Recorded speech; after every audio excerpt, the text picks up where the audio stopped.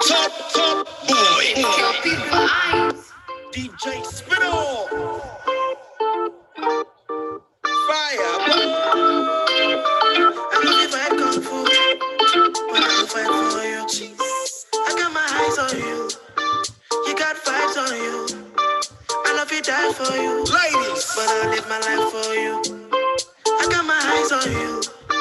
You got vibes on you. Jack, I love shit. We could go on a vacation. Have fun, maybe all night long. Jack, I love shit.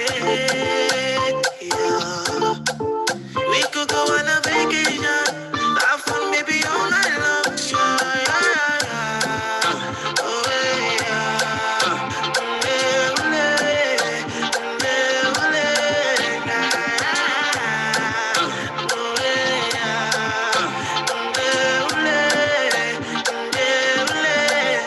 Give me slow wine in a fast car. I get money like bastard. You know, feel reach my last card. I want to know your cash app. Oh, you want to make me do shit, no. Jesus, your body's a phenomenon. 1, 2, 3, I go fire. down as I'm making it for you. Anytime you know I go there for you. And you know I'm writing a song for you. And you know I do another one for you. Yeah, color shit. We could go on a vacation. Have fun, maybe all night long. Yeah, color shit. We could go on a vacation. Have fun, maybe all night long. Oh,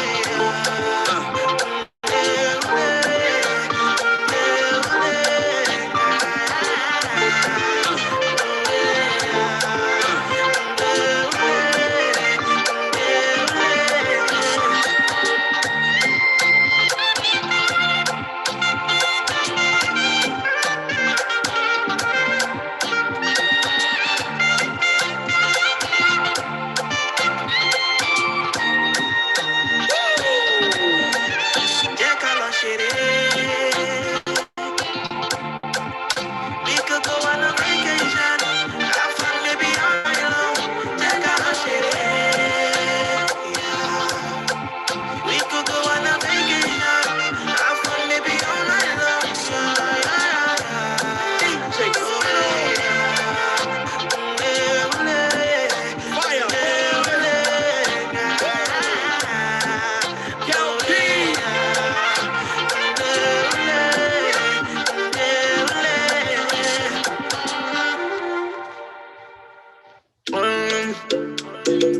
Holy fire, holy water, holy money, only money, only money, only money. We are woody fire, woody thunder, only money, only money, only money. Yes. Let the mare bless you with body, oh baby. Oh. Star boy go bless you with money, oh my girl. Let the mare bless you with body, oh baby. Oh, star boy go bless you with money, oh my girl.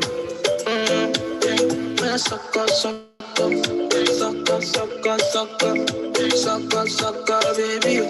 Sucker, sucker, sucker, sucker, sucker. We are giving luck, luck, luck, luck. Yo, yo, yo, we are giving baby. Sucker, sucker, sucker. Oh, when I come through, they know we survive, so they turn up all eyes on me now.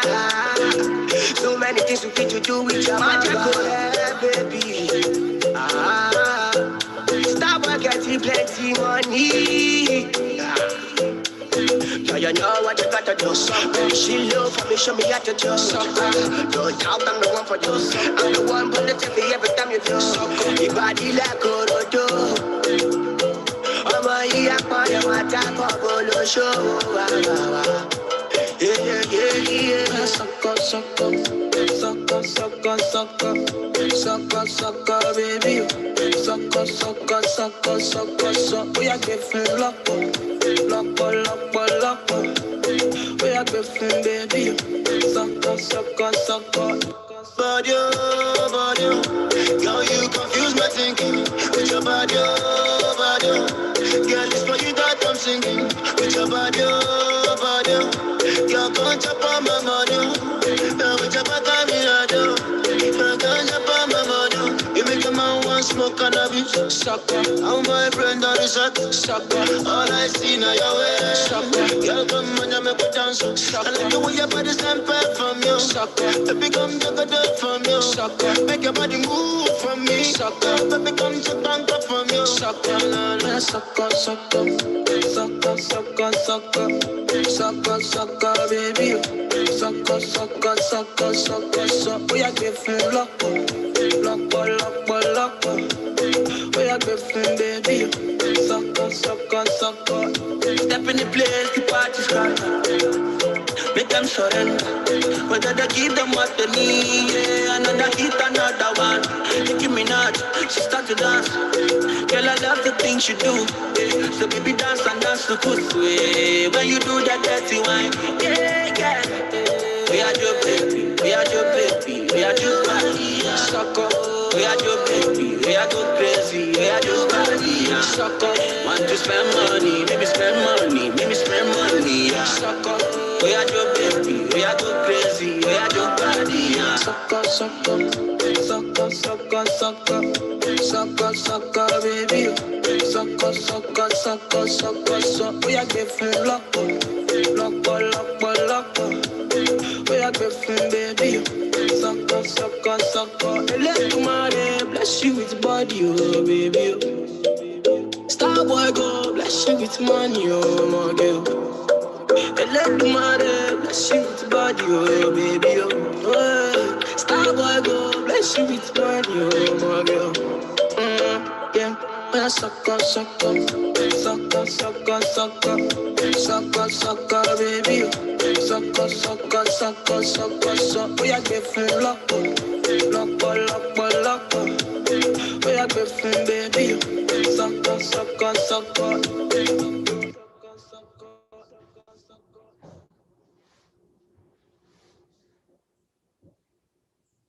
Let me tell you about streets anywhere we go. Dog them serious, dog them no nervous. Boy, let me tell you about man we cool like a Eskimo.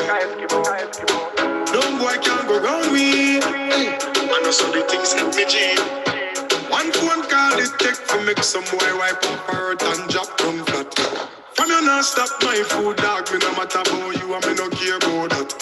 Can't talk in my face. Say them one place, I run them run round that. Man a action back, some boy only full of tough chat. Enough of them stairs up, enough of them stairs up, enough of them stairs up. Talk them a talk, no action fi back. Enough of them stairs up, enough of them stairs up, enough of them stairs up. Chat them a chat, me no pay that, no mind hear that. Empty barrel a make nice dog, them a no nobody, them a no nobody. Yeah. Can't step to the president, all of me dogs, them a be a mad smaddy. Have a one piece of metal and a post dog, you know bad man from nowhere. You must see the whole of your life, cause it not work if you step to me. Enough of them stairs up, enough of them stairs up, enough of them stairs up. Talk them a talk, no action if you back. Enough of them stairs up, enough of them stairs up, enough of them stairs up. Chat them a chat, me no pay that, don't mind hear that. One phone call it take to make some boy wipe up her earth and drop down flat. From you not stop my food, dog, me no matter about you and me no care about that. Can't talk in my face, say them one place, I run them run round that. Man a action back, some boy only full of tough chat. Enough of them stairs up, enough of them stairs up, enough of them stairs up. Talk them a talk, no action fi back. Enough of them stairs up, enough of them stairs up, enough of them stairs up. Chat them a chat, me no pay that, don't mind hear that. Boy them, no fear the boy them.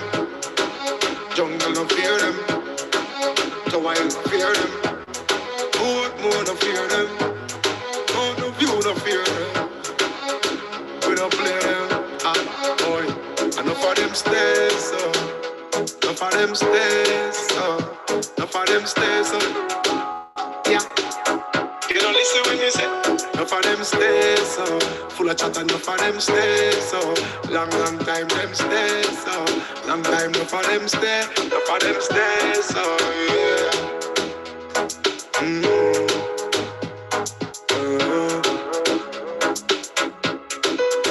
Tall man tell them, Arian, Arian. The welfare roll out, you know, fear nothing, cause enough of them stay so. For them stay so. Chatter baga chatter them stay so. Love chatter them stay so. But not fit talk them stay so. Chat them and chat them stay so. Waste man them stay so. All of a man them stay so. Walk in a gang them stay so. Me no like how them, me no respect them, me no rate them, you know, cause I know for them stay.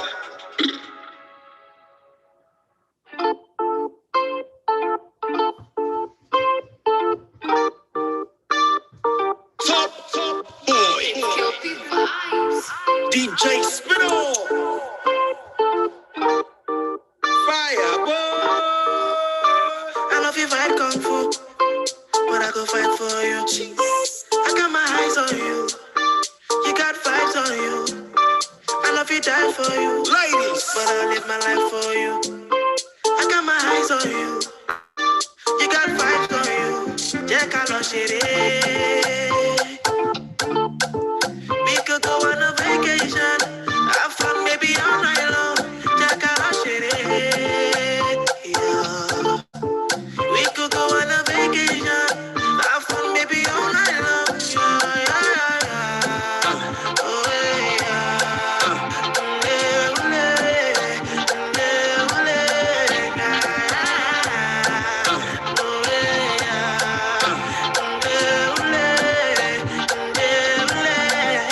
Give me slow wine in a fast car. I get money like bastard. You know if you reach my last card, I want to know your cash app. Oh, you want to make me do shit, no? Jesus, your body's happy, love me. 1, 2, 3, fire. As I'm making it for you. Anytime you know I go there for you. Shane, you know I'm writing a song for you. And you know I do another one for you. Jack, I love shit. We could go on a vacation. Have fun maybe all night long. Jack, I love shit.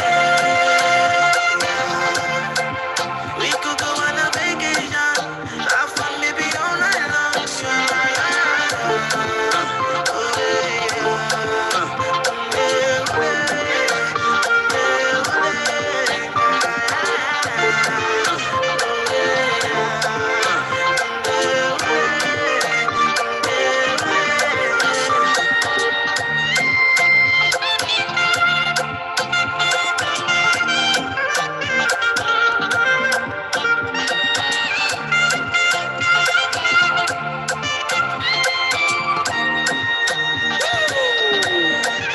Jack, I love shit.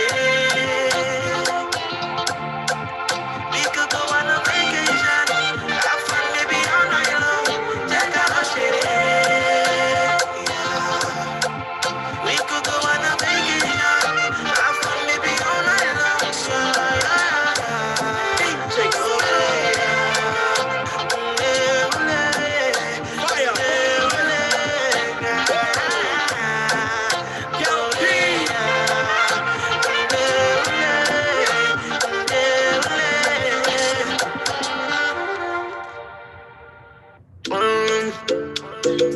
Holy fire, holy water, holy money, only money, only money, only money. We are woody fire, woody thunder, only money, only money, only money.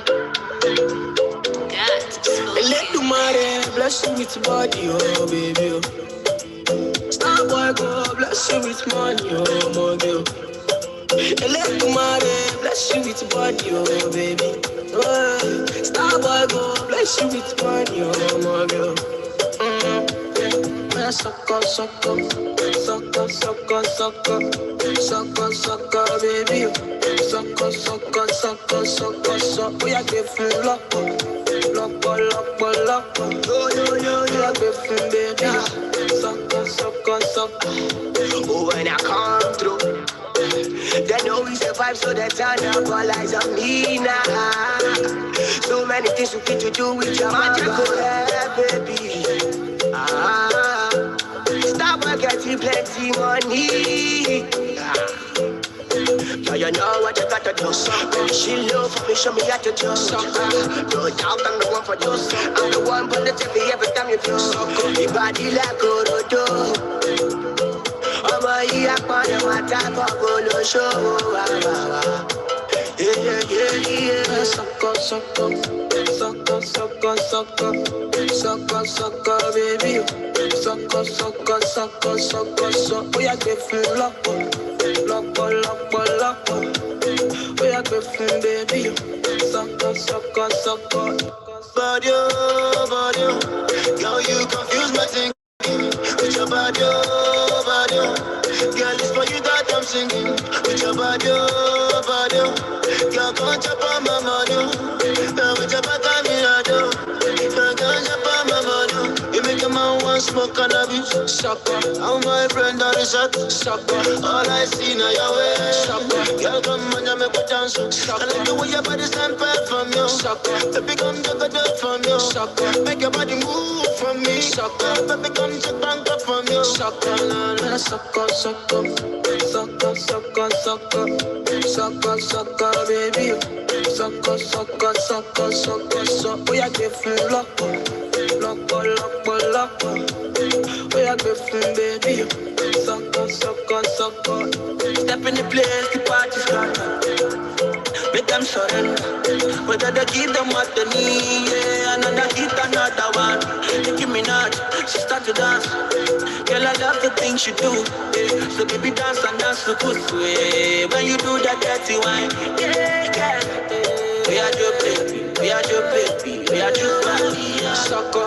We are your baby, we are go crazy, we are your body, sucker. Want to spend money, maybe spend money, maybe spend money, sucker. We are your baby, we are go crazy, we are your body, sucker, sucker, sucker, sucker, sucker, sucker, sucker, baby, sucker, sucker, sucker, sucker, sucker. We are giving luck, luck, luck, luck. We are giving baby, sucker, sucker, sucker. Let the money bless you with body, oh baby. Star boy go bless you with money, oh my girl. Let the mother bless you with body, oh baby, oh. Star boy go bless you with body, oh my girl. Yeah, sucker, sucker, sucker, sucker, sucker, sucker, sucker, baby. Sucker, sucker, sucker, sucker, sucker. We are giving luck, luck, luck, luck. We are giving baby. Sucker, sucker, sucker.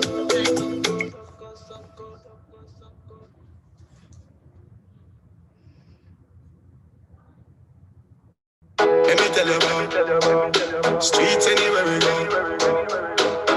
Dog them serious, dog them no nervous. Boy, let me tell you about man we cool like a Eskimo.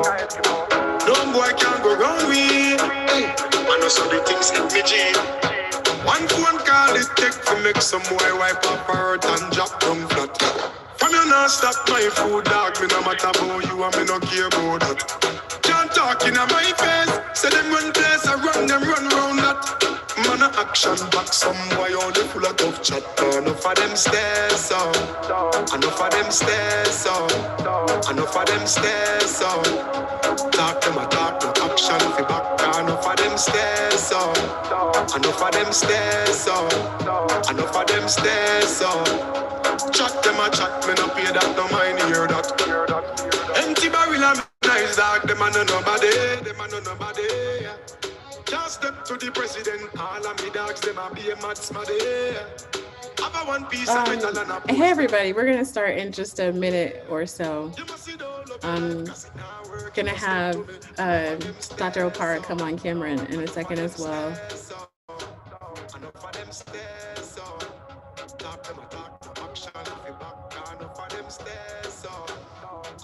them stairs so.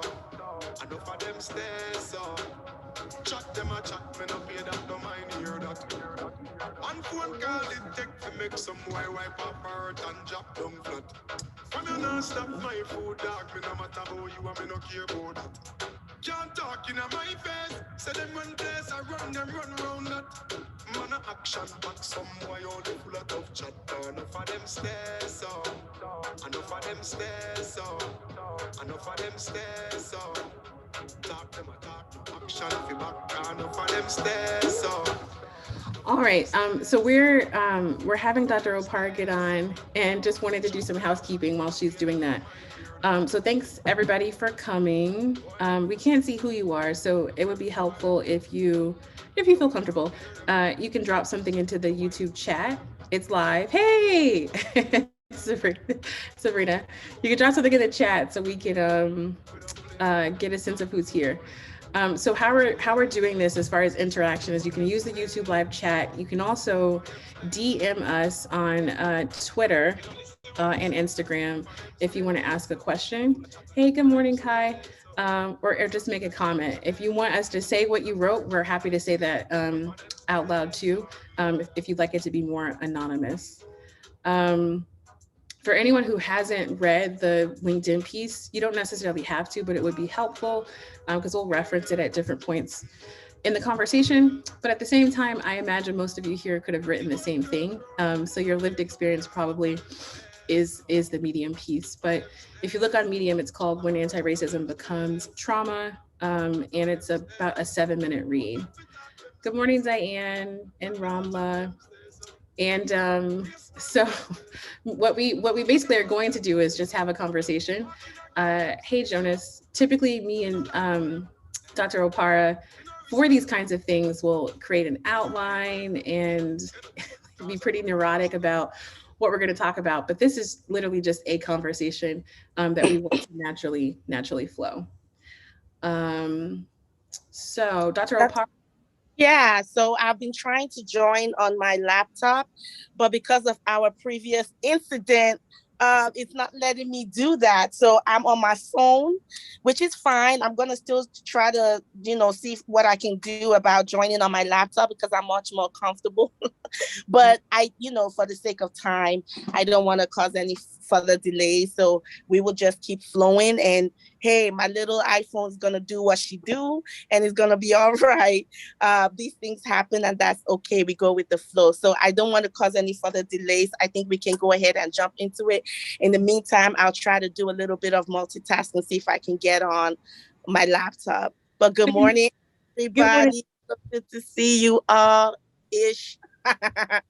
Know you're out there. And good morning, my dear sister Jessica Isom, doctor. How are you? I actually will be transparent. I actually had a trauma response. So basically what happened, y'all, is Dr. Opara has another account, and this account joined, and it was a different name and a different face. So yeah. I thought it was a troll because I'm so used to combating trolls, specifically on Clubhouse, because in Clubhouse, we'll try to have conversations in sacred spaces about these kinds of topics, and trolls will try to intervene and disrupt the space. So I literally removed this person from the room thinking they were a troll, and it was Dr. Opara. Yes, and you know what? Let me also sort of make space for that, which is on my end, my trauma-informed approach should have been, if I wasn't distracted by, let me get on and make sure all this is in order, to have pre-informed you by text that, okay, I'm calling in, also because I didn't realize I was still logged into that account, but I'm calling an account with a name that isn't our names and a face that isn't our face. And don't panic. It's still me. I'll change all that when I get in. So I should have emptied that before, honestly, catfishing. I think that was a form of catfishing the space, but I wasn't in that level of consciousness because of distraction with we got to get this program started. So I think Dr. Isom, this was all things, are in divine order. And maybe this was an experience to almost sort of role model some of the things that we're going to get into today. What do you think? I love that. That's a good framing. I love a good framing. So, and reframing. So thank you. Uh, so you wanted to get started. I mean, we wanted to But start off something yeah, from Opara. yeah. So I think first of all, I want to first of all also hold space and affirm your trauma responses, because like I confessed to you, I've been having all kinds of psychosomatic responses even to this conversation, which is what led me to offer beginning with a poem. For those of y'all who know, um, half of me is artist and the other half is medicine, and it's not a clean half. They all inform each other and intersect and link with each other, like we all do in so many ways, that intersectionality. So, my artistry is in performing arts. I ain't no drawer, no art, painter. I wish I was. I'm not. And poetry. But like I shared with my sister earlier, that I've been having some GI gastrointestinal reactions to today's talk. Um, I've been I've been sort of near tears. Have you ever felt like the tears haven't fallen down your face, but your head is like you had this big old cry, like your head is full of tears and like the migraine of crying, but the tears haven't fallen down your face? Um, I'm feeling like that right now to this conversation. And this becomes very important in what we are going to go into. And I thought there's a poem that I wrote last year with George Floyd, because after George Floyd's murder, like on the heels of Ahmaud Arbery, on the heels of like a bunch of other murders, may they all rest in peace and power. And then of course Miss Breonna Taylor. And so a lot of I didn't I will, and we'll talk about that later, so I don't want to go too much into it at this point. But one of my ways of processing trauma, even at the time, I didn't recognize that it was trauma, and we'll talk about that too, especially with Dr. Isom's piece. But one of the ways I know to do it, in addition to prayer, some meditation, talking to my loved ones, but it's also just poetry, because sometimes I can't even do any of those other things. I'm not even in a space to do any of those other things. So thank you, sis. She gave me space to share this poem. And and I would love to hear your take, your feedback out there, listening, the wonderful audience, wonderful village that has gathered, sort of your response, your feedback, and just how it hits you. And Dr. Opara, before you start, do you want to be off camera for the poem, or do you want to be on camera? No, I want to be on camera, because I feel like it's not just voice, it's body, it's eyes, it's everything. Okay. But thank you for offering that. That's very considerate. And the camera went off somehow. So do you want to check to make sure it's on? Oh, what is it? My camera? Yes, let me host. Yeah, I've been on camera this whole time. So thank you. All right. Oh, it just went off. It went off again. Did it go off? Oh, I know why I did that. That's fine. So let me do this. Why I did that is because I'm sorry. Why I did that is because I'm on my phone. And because of being on the phone, back and forth. So let me open it up on my laptop here. Okay. So thank you for checking that. And while I'm doing that, Dr. Isom, if there's anything you want to react to that I just shared, please go ahead. No. So I also have a 3.5-year-old human being here. Listen to mommy. I'll give you more crackers. Go in your room. Love you. Bye-bye. Yeah, so I had a 30-minute drive this morning and was thinking about the conversation that we're going to have today, and just in general, the things that are relevant to this conversation. And I also had a very emotional reaction. And one of the things that I was thinking about was, what spaces are we able to have those emotions be unconstrained versus constrained? And there's not many spaces, and we'll go into that in more detail. But typically what we're conditioned to do is to only let ourselves, or only allowed to let ourselves access just a piece of those emotional experiences while doing this work. So in the car I was like, no one's here except my 3.5-year-old. I could go ahead and let these, what you were talking about, tears come down and actually express fully those emotions. But a part of me was like, this is a novel experience to actually be in a space where every emotional reaction to this topic can be fully embraced. I also am someone who, I'll say, Dr. Opara, in a different terminology, you said GI distress, I get bubble guts. So I'll just join you in transparency and say I had some bubble guts too. So very Mhm. normal reaction to having, this kind of conversation. Um, I love that, bubble guts. and also for me, I'll say, with the way that my brain works, sometimes having less stimuli helps me focus and concentrate more. So one thing that we could do is I could go off camera while you read the poem, and it could just be a blank screen and we just hear your voice, and then we both come back on camera after for the reactions. What do you think? I'm down with whatever you want to do, sis. Honestly, I really am. Because when I'm reading, I just kind of go into my own space. I don't even really notice what else is going on around me. So whatever you want to do, I'm so down for it. It's not even funny. So I'm going to go off camera, and then I'm also going to go on mute, and Okay. you just do your thing. Okay. I appreciate that. Okay, and thank you. Just right on time. It just came on the screen. Pray their names. That's the title. Pray their names.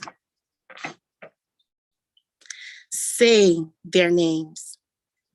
Like we ever can afford to be silent, like an endless prayer, an eternal rosary. Their names are forever on our lips. George Floyd, Walter Scott, Eric Garner, Michael Brown, Philando Castile, Tamir Rice, Tanisha Anderson, Trayvon Martin, Trey Ford, Pellerin. State-sponsored violence against Black bodies executed in front of their babies, lovers, friends, village, like straight prey. We collectively wear the trauma like a community shroud, a garment of mourning passed on from generation to generation. We are rendered numb even as we bear the weight of a nation who hasn't reconciled itself with itself. The untold histories, the whispered her stories, the hidden narratives, the twisted truths, the blatant lies woven throughout the collective consciousness. Erasure. On our bodies, we carry the cost of a people who sold their soul to reap ill-gotten wealth and build their identity on the bodies and minds of the noir, the talents and gifts of the noir, the strength and inventiveness of the noir, the skill and wisdom of the noir, the blood and sweat of the noir, our babies, our women, our men, genes mangled, tissues torn, organs polluted, in resistance, blood pressure elevated, glycemic index out of control, antibodies attack, oncogenes proliferate, nervous system defected. In resistance, we shout hallelujah, dance in the spirit, sing bars, speak music, run through pain, jump through mountains. In resistance, we build families, build communities, build wealth, build buildings.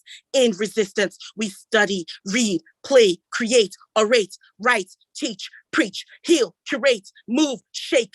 In resistance, we lift our hands up.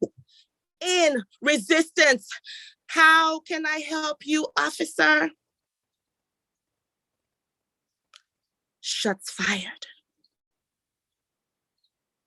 At Tatiana Jefferson, Aura Rosa, Stefan Clark, Botham Jean, Michelle Cusseau, Alton Sterling, Janisha Fonville, Gabriela Nevarez, Jacob Blake, a system acting as it was designed to, the systematic elimination of a people who have outlived their use, who have outlived their purpose on Amerigo's discovery, a stubborn reminder of the blood-soaked contracts made with the devil to exchange European soul for uncompensated, unearned, undeserved wealth, failing to purge a guilt seated in a collective inferiority complex, uncivilized experiments to justify the invented supremacy of Western civilization are executed time and time again as an exercise in futility, given the unstable foundation of lies, despite electing a stable genius as guardian.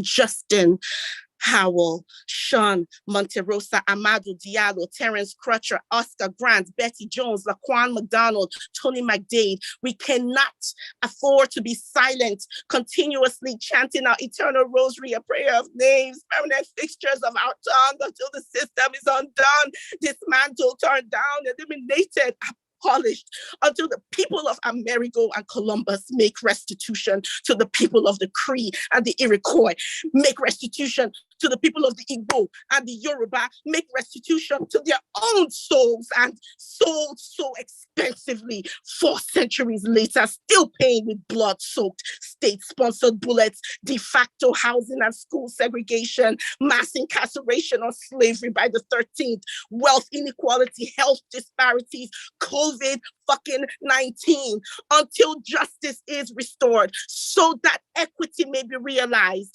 until my white coat need not speak for my black skin, and my tears cease, and that unyielding lump in my chest melts. The shroud of trauma remains. The streets stay red, the jaw stay set, and the eyes stay sealed, the names stay said. Breonna Taylor.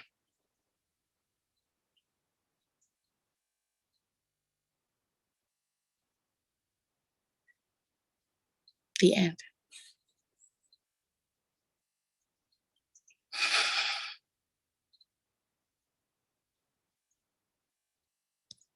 I'm done, sis.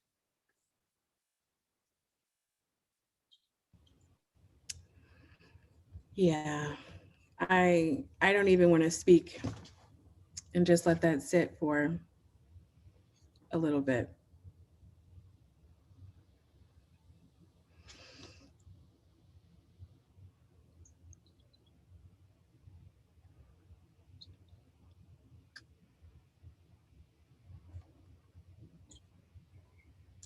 And I, for once, I guess, to be not once, but on a rare occasion, because we're not allowed to, it's not permissible, be transparent about what it means to listen to those words, and transparent about the feelings that it evokes within us. Um, I know what it makes me want to do is go outside and take a long walk somewhere privately, scream, cry, eat a donut, everything that feels good, because it pretty much opens up, or at least exposes, the wounds that are always there, that we're putting band-aids over to continue to function.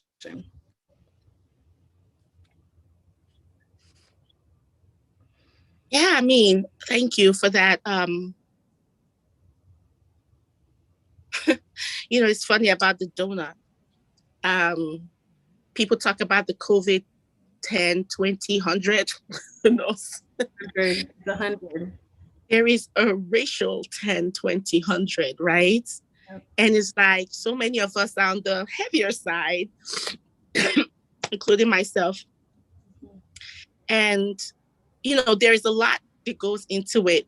But, not for nothing is the self-soothing that I try to speak for myself, that I engage in to ease that chronic, constant, lingering pain. And sugar is known for that.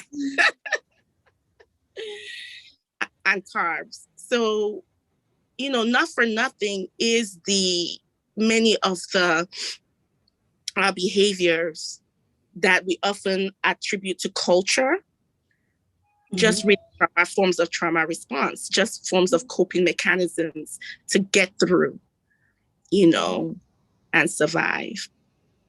Right. And then, so yeah, I'm with you, Dr. Opara. If you check my Uber Eats and DoorDash account, there's a correlation between the talks I give, all this consultation work, and my orders. Okay. It's real. Oh, I'm dying because that was me yesterday for DoorDash. So if you could if you check my DoorDash, like, I love that. Wouldn't that be one hell of a study? Look at people's online orders. All of us in anti-oppression spaces, liberation spaces that track our food orders to our work. Wouldn't that be something? We could write that one day. Um, Maybe we could write, and I'll say, I mean, and that's the privilege of being able to order from DoorDash. If it wasn't DoorDash, I was all for and all about those 25-cent snack cakes in my childhood. That was my trauma eating. Mm, Fritos, Doritos, all those little Debbie snack cakes were right down the street at the corner store. So that's different, right. Corner different store. point. Yeah. Yeah, absolutely. Absolutely. Um, so one of the things that prompted this conversation was the recent experience that I had as in the audience of the American College of Physicians, one of the American College of Physicians DEI topics. And so that topic was basically, how to be a bystander, just how to be a bystander when in the face of, these type of experiences. But it ended up being a presentation of how a particular health system created policy to address, racism on the backs of last year's and what the eyes that were open in response to George Floyd and all that happened, his murder and of course all that is symbolized. And the presentation itself wasn't too bad at all. I was actually quite interested. I was particularly interested where they outright rejected a universal policy and sort of created like an algorithm and a customized approach to the policy. And I thought that even just that approach was very interesting. So it was a white lady and it was like one brother that was on the panel, and then everybody else was not. But they presented this, and then they use another interesting approach is that they use case studies. So they had cases that actually happened. So they had people submit their experiences and use that to sort of then craft this policy. I thought that was also a very interesting approach. It's given very community-based, participatory, very, community leading, organizing type approaches, using the stories of the people as evidence to drive policy. So it was given all the things I enjoy. What started to happen was really in the chats, and there's two main things. And that's where like the trauma was experienced for me. And one was that there was an individual like that was just straight up racist. Let's just call a thing a thing. And he was there to be disruptive. You could tell. He was a troll. He was a troll, Dr. Isom. He was a troll. So he was there, the first thing he started with already told us like what was coming, which was that because again, the presenter started with, well, these things happen, and then listed like, George Floyd, Breonna Taylor, things like that. And so he says, it was already deemed that race played no role in the George Floyd case. So he just made that statement right there. So that already just got everybody ready like, oh, hell no. And then he continued. Now, to the credit of some of the other participants, there were people that were like, there was one sister, you could tell she's a sister because she had a Yoruba name. So it was like, yeah, that's the sister. Unless she's Rachel Dolezal, she is likely a sister. Okay. So, and she was like, hey, this person, you actually triggering people up here. So I need you, but this was what was fascinating. And I really want to get into some of the dynamics that played here. So one was that she was like, I'm sure you don't mean to, but I need to know that your words are triggering members of the audience. Please stop, or please read more, or something like that. But there was that allowance, that grace that she couldn't help but offer. I'm sure it's not your intention. I'm sure you mean well. But just so you know, we're a little bit hurt and harmed by some of your activities, which I know you means well, though. I know you mean well. I know. Just so you know, though. So there was that energy.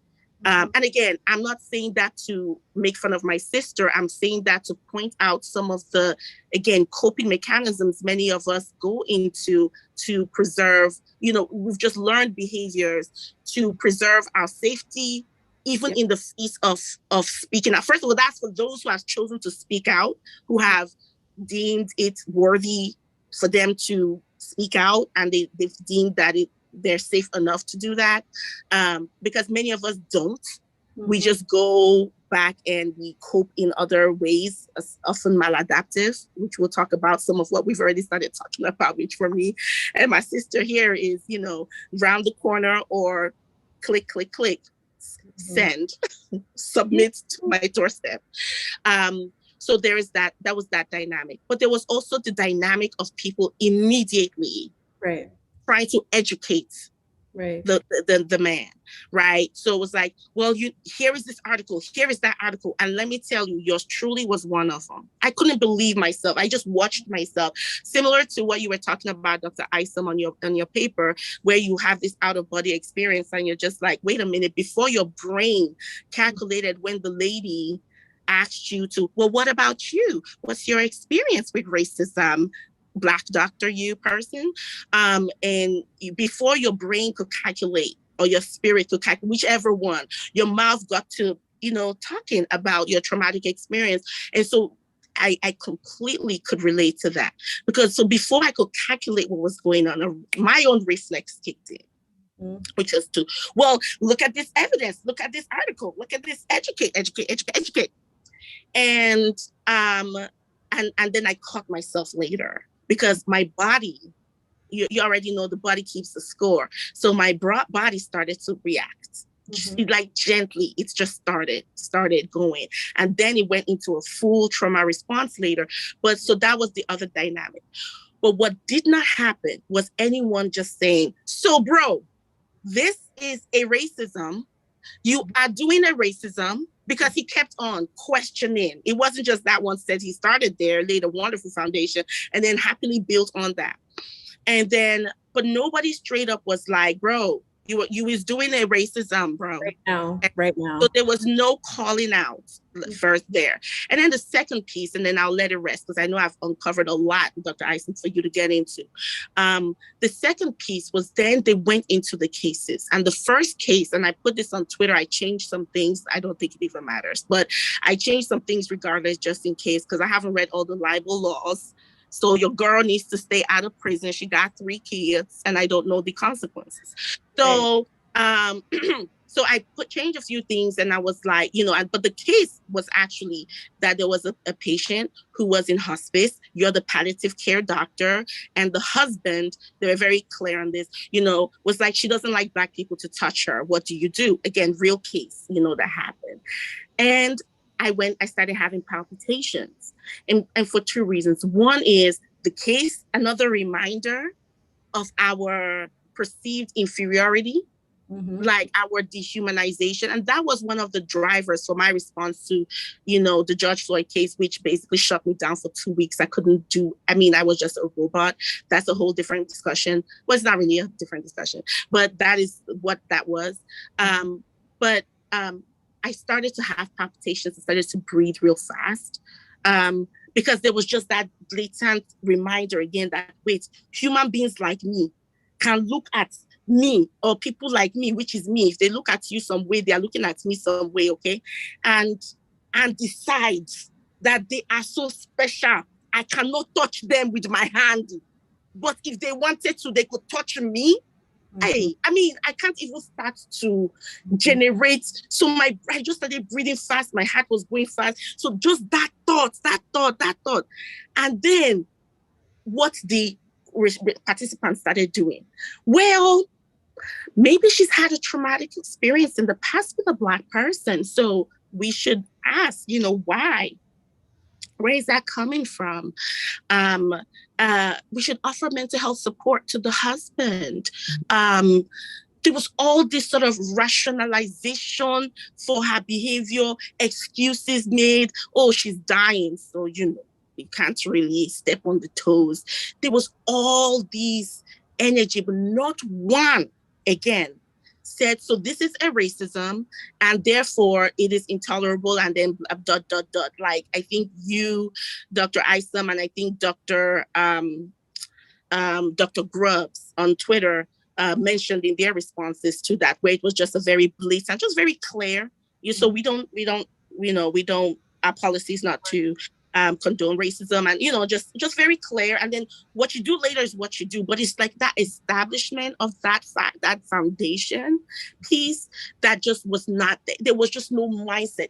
And then there was like, again, the nice white people, like there was another one was like, well, maybe the Black person doesn't even want to deal with them anyway. So there was just this sort of, and I just knew, like, wait a minute, not only is this being perpetuated, but this will be maintained, this will be supported, this will be allowed, because these people cannot even bring themselves to just say what is. How can you address something that you can't even name with your mouth? You can't even name, right? So you don't even name it. So you don't there's nothing to fix or to change when you can't even name it. And I said, that's how our sister, Dr. Susan Moore, went like that.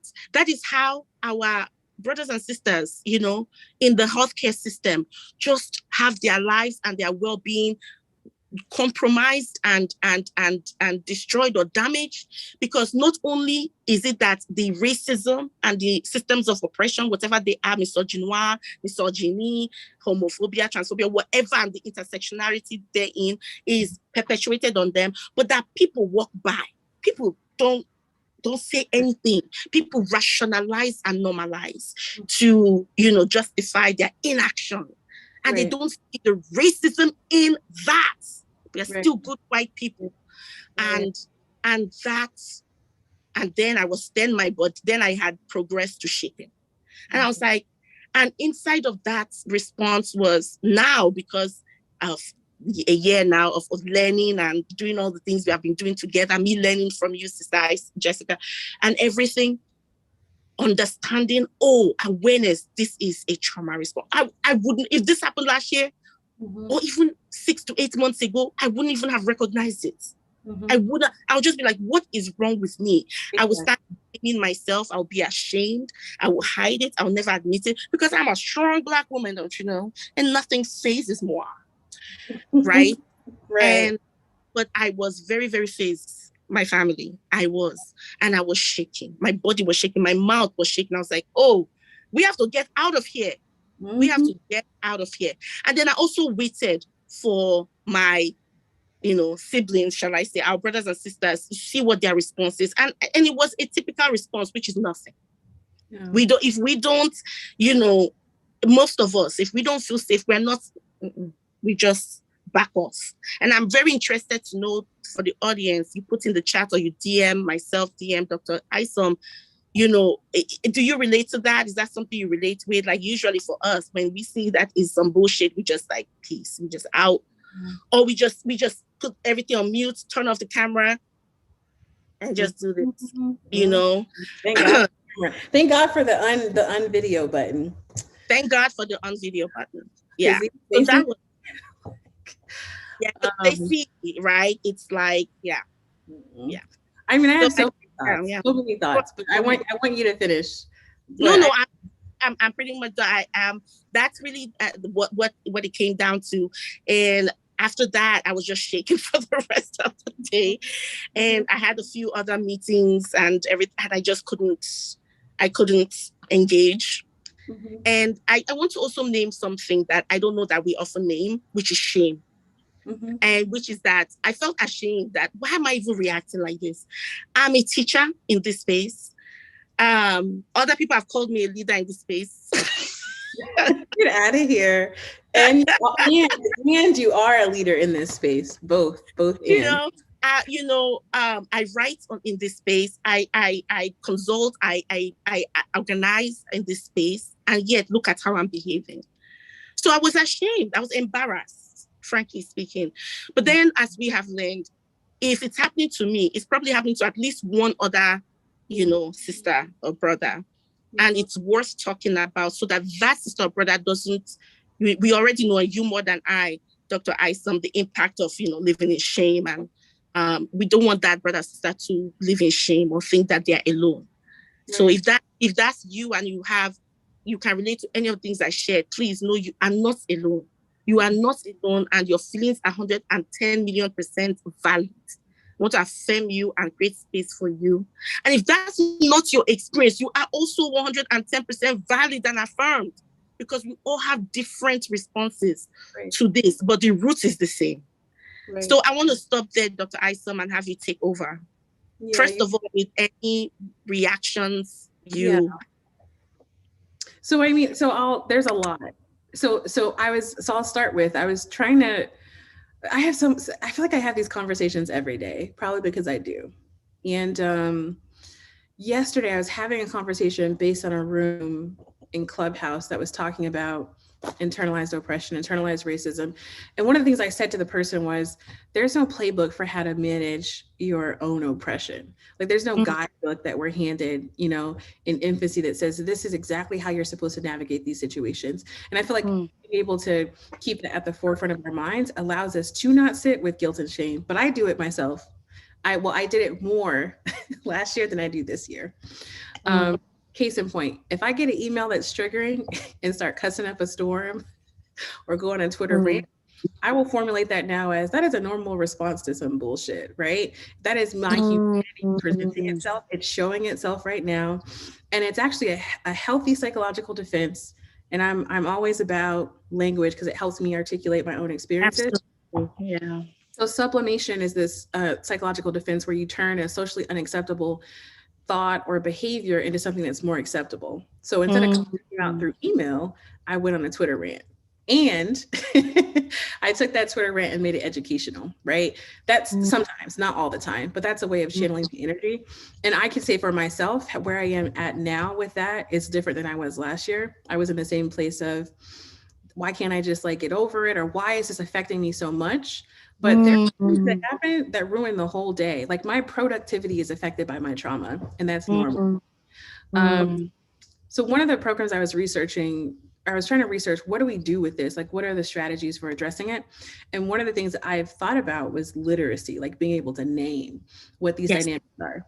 And I did find one program, it's called Recasting Racial Trauma.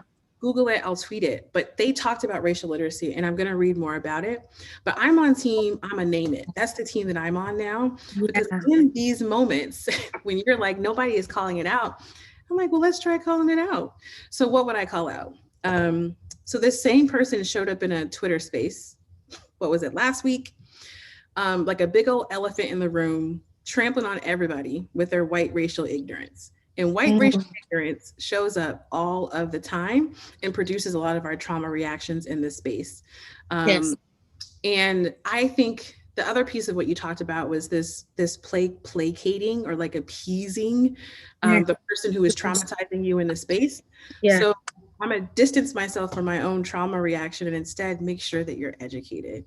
It makes sense, right? Because you could harm me further, right? So it makes sense that I would do something to protect myself or maybe protect others in the future. So it's also altruistic, but it is a response to a stress in the room.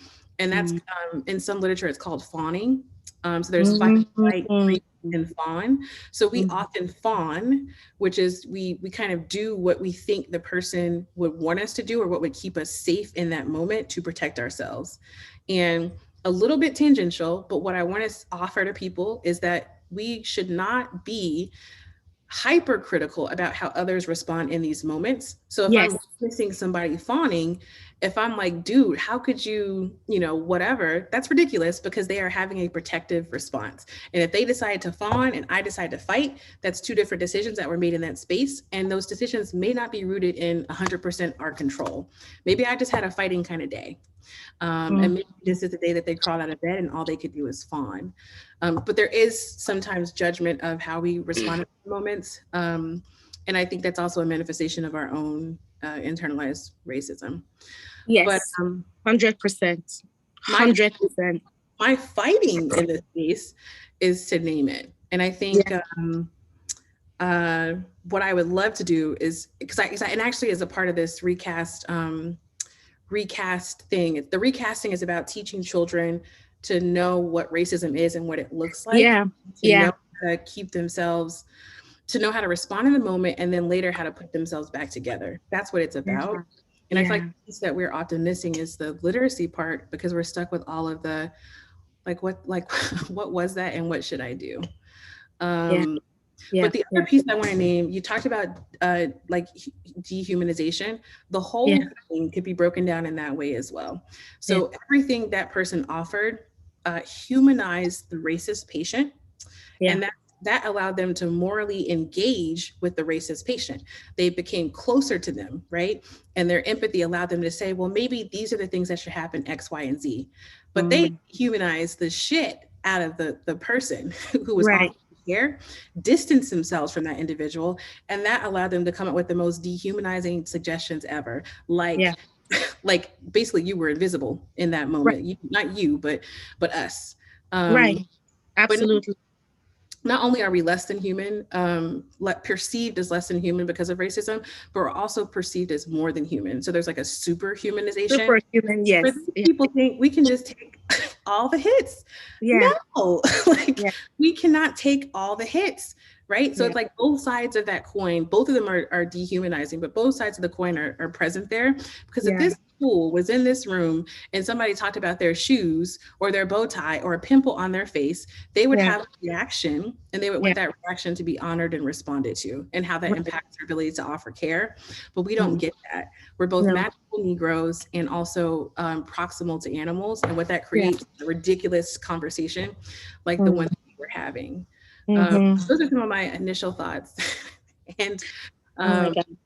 curious what people in the audience think about those descriptions and if it sounds familiar, anything like that. But those are the dynamics that we're navigating in these spaces while also having a trauma response. Right. While also having a trauma response. And before we get into what the audience might be thinking and or questions, I am looking at my DMs. I don't have any left, any right now. So maybe you're getting some. I should also check Instagram. So let me do that too. And Dr. Isom, if you can do the same. But I just really want to, first of all, say yes to everything. I want to focus on two important points that you made. All the points extremely important, but two really touched my heart. One is the racial literacy. And let me tell you, words saved my life. It is because of our scholars, Black scholars, Indigenous scholars, and what they wrote. Can I just show you for a little bit, like my growing? I don't have room anymore for books. So they're piling on my table.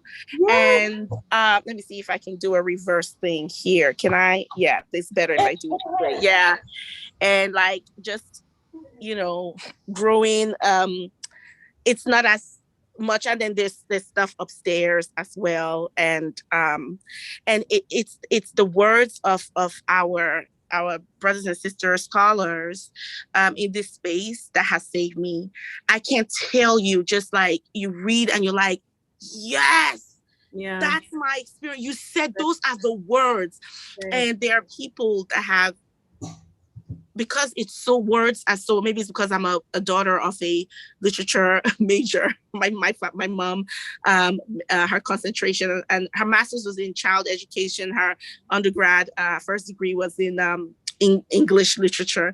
And so, but I love words, and I love words in our indigenous languages, before colonial languages for sure, because they're much more fluid, they're much more accommodating. You can say so much more and get to the real core of things in our languages than in English.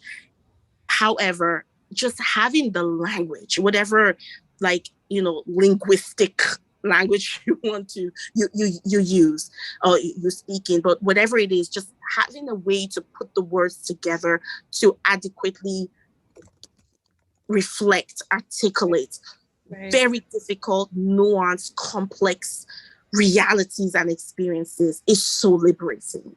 Yes. It is so liberating. Just being able to say, that's what happened. Right. It's so liberating. So I really want to lift up that racial literacy piece, and how it impacted me. And then the second thing is this. This is a very super important point that you mentioned, which is the non-judgment. I think in general, just rejecting judgment and judging is overall a good human thing to do, and especially for us with each other. I think, judging each other's blackness and the ways in which we exist in our blackness, or choose or not choose to perform blackness, is just not ours to judge, each other's to judge. That's my humble opinion. I could be wrong. I'm open to being corrected. But I feel I haven't experienced or witnessed benefits coming from that approach. It's rather a lot of pain. It actually generates in me a trauma response. But when folks start to judge and start to sort of gatekeep blackness and what is appropriate responses. Yes, can we feel funny when some of ours kowtow to whiteness? Absolutely. Like, that's also valid. I think that it's not either or, it is both and. And I think that we can say, well, sis, or well, brother, like, we can see, and it's difficult, and I'm not an expert in this, but to see sort of where does that person's self-preservation and sort of, kowtowing to whiteness begins. And sometimes is that the same thing? But my point is that very funny place perhaps is just not my place, my position to judge any of that. I think it distracts from the work, and it distracts from, who is to say that another day, again, before my brain kicks in, that I don't do the same thing out of, again, a need for self-preservation. I pray never, but who is to say? So, and in that moment, what do I think I would need? Compassion, care, and role modeling.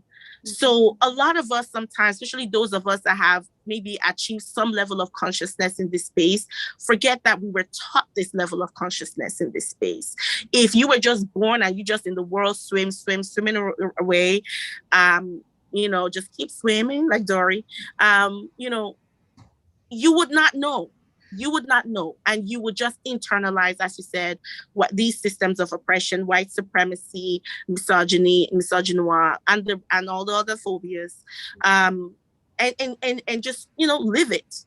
It takes incredible degrees of education, not necessarily formal education, because you and I know we didn't learn this in no formal setting, but learning at the feet of ancestry and amazing people have gone up ahead of us, and even our peers, but that are doing this work full time. They may not be physicians or even in the professional space. This is what they do every day, day in and day out, consuming the knowledge that we produce around this space, the language we're creating, inventing, curating around this space, and disseminating around this space, and learning. And it's a process, it's a journey, and everyone is in their different stage of it.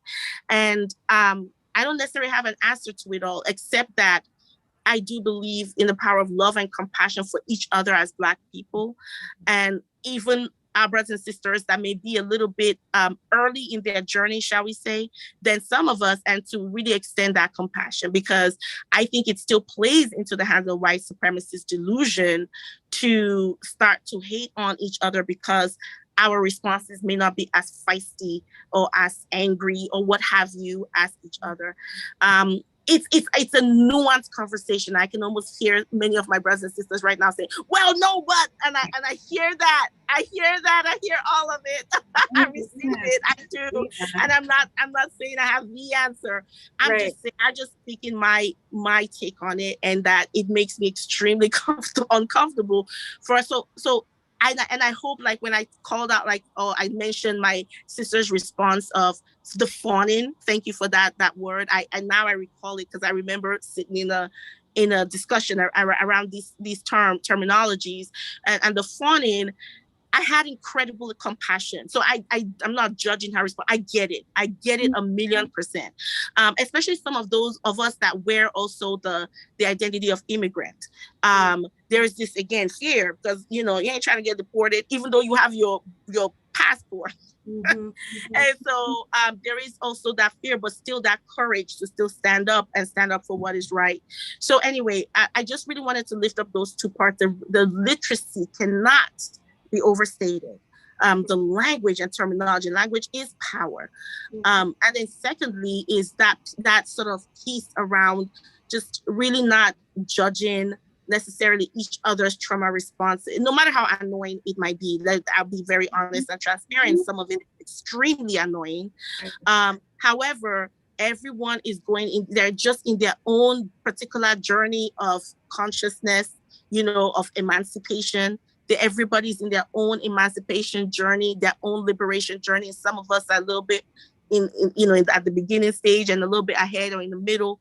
And I think I look at this more as a baton type of race. I'll end on this thought, not necessarily a marathon. Each of us are just kind of running on our own, but it's like a baton marathon where you have to hand the baton to each other, like we have to sort of, hand it to each other. We have to, support each other in that way, regardless of where we are on the starting line or in the, in the race, no pun intended. So I see that you pulled up some things on recasting. Did you want to share that, Dr. Isom?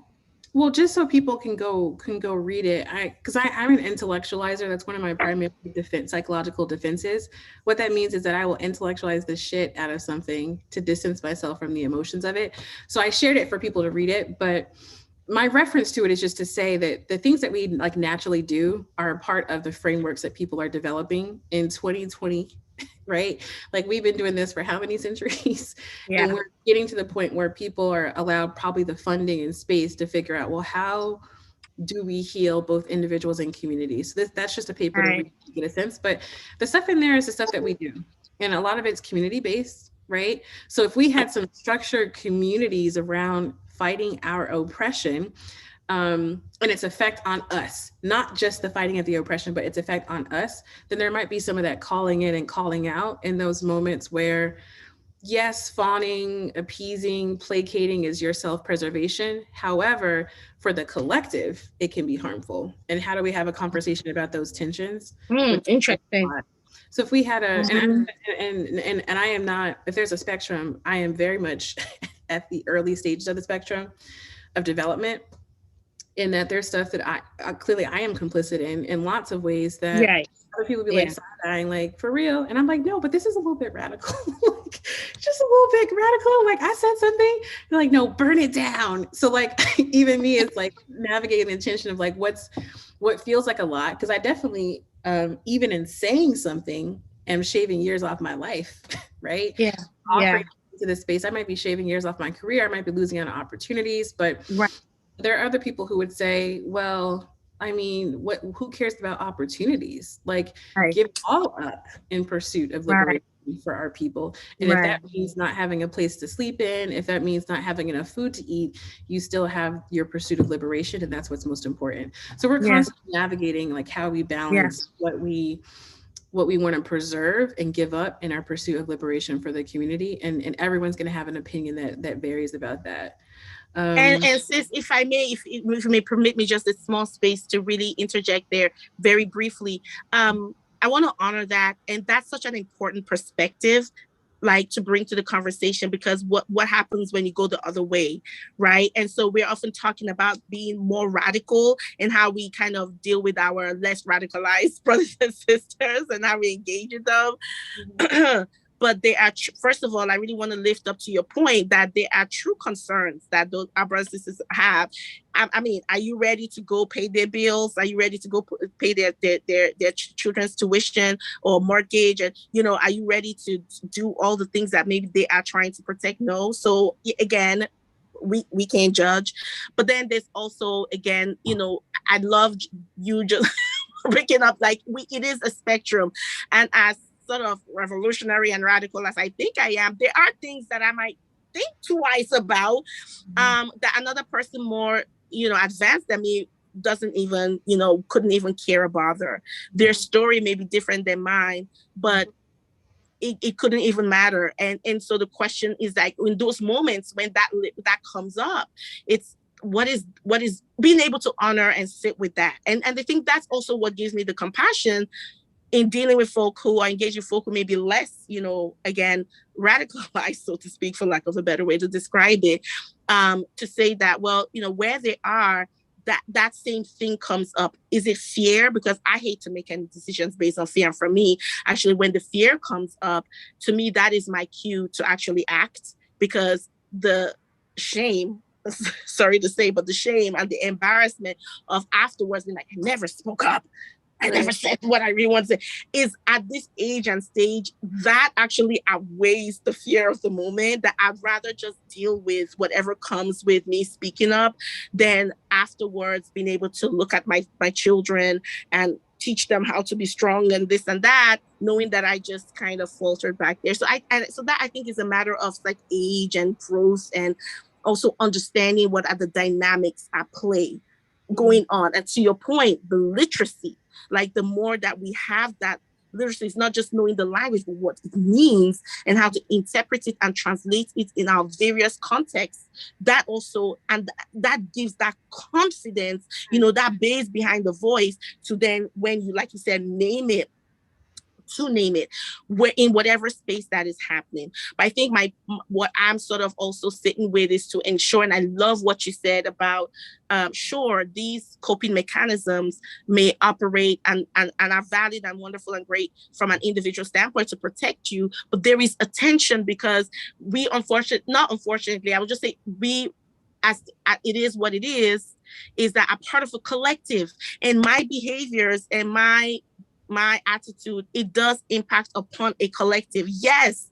And how do you navigate those tensions? And as I'm seeking to protect myself, is it also protecting the village, or is it harming the village? And if it is, oh Lord, where is that sweet spot where we're all protected and our interests are all preserved and forwarded and advanced, versus any one of us, harming the other, in order to protect the former, for lack of a better way to put those words together. And that is a tension. I don't have an answer, but that is a tension. It is a tension to hold. And I don't know if it's a question of time, if it's a question of, well, right now, what do I do right now? And let me, right now is to be safe and to be preserved, while still plugged into the collective consciousness to ensure for the long haul or down the road, better equipped or in a better place to ensure that, the collective interest is also as protected and preserved and advanced.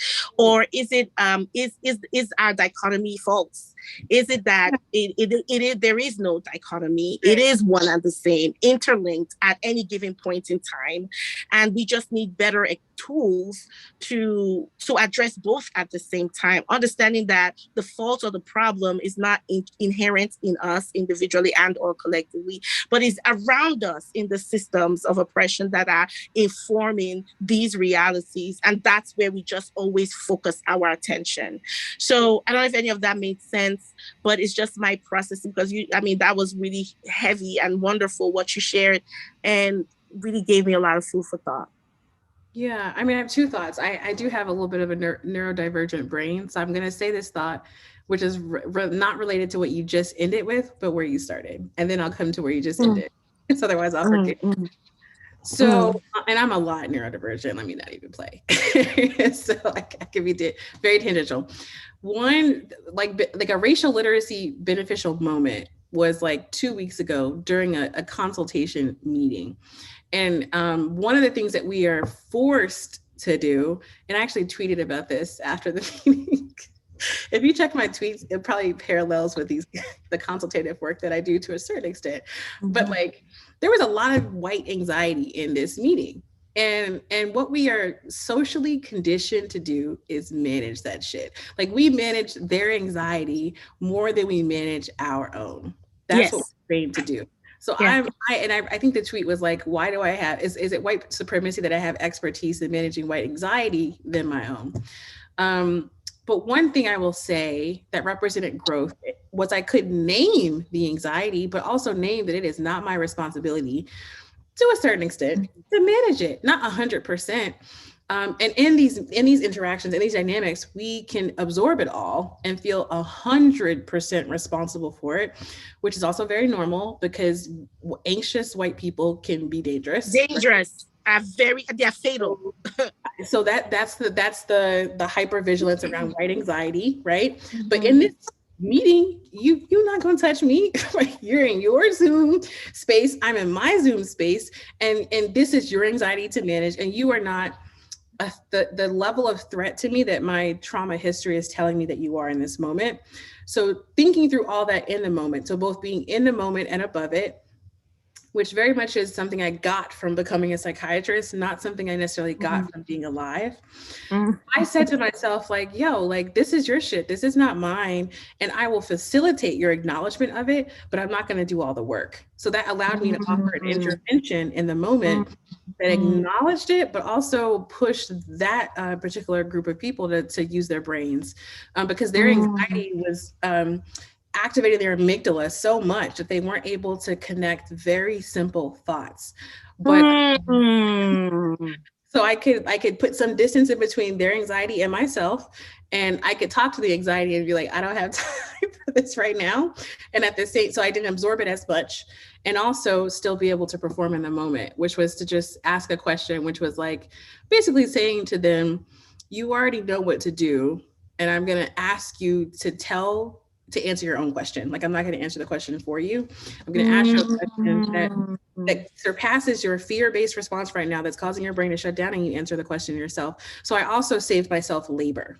So I could have just answered the question for them, but instead they answered it for themselves, which they were capable of doing. But in that moment, their anxiety wasn't allowing them to. But also there's a permissiveness around that we let their anxiety Yes. exist and like flourish. Not Yes. today. Like not Yes. today, because I'm tired, right? Yes. So that is my tangential um, story related to how literacy can be helpful in the moment to buffer Yeah. us from the emotional labor that happens in these interactions. And I'll just Yeah. stop there because I forgot what you said already. So you can go ahead. No, it's okay. No, no, no. No, and you keep saying like, oh, just tangential. All of this is all connected. And thank you for sharing that story, because yes, yes, we are so conditioned to take care of white people. Period. Like in all the ways, and sometimes we don't even know when we're doing it, but we are. And Black women too. You know that unfortunate mommy stereotype. You know is they and they play into it too. You know, they see a thick, gorgeous, brown skinned mocha chocolata woman with with brains, and they just lose that. They can't even say ABC and add D at the end. They all of a sudden, people who have 75 letters and degrees behind their name cannot answer a simple question.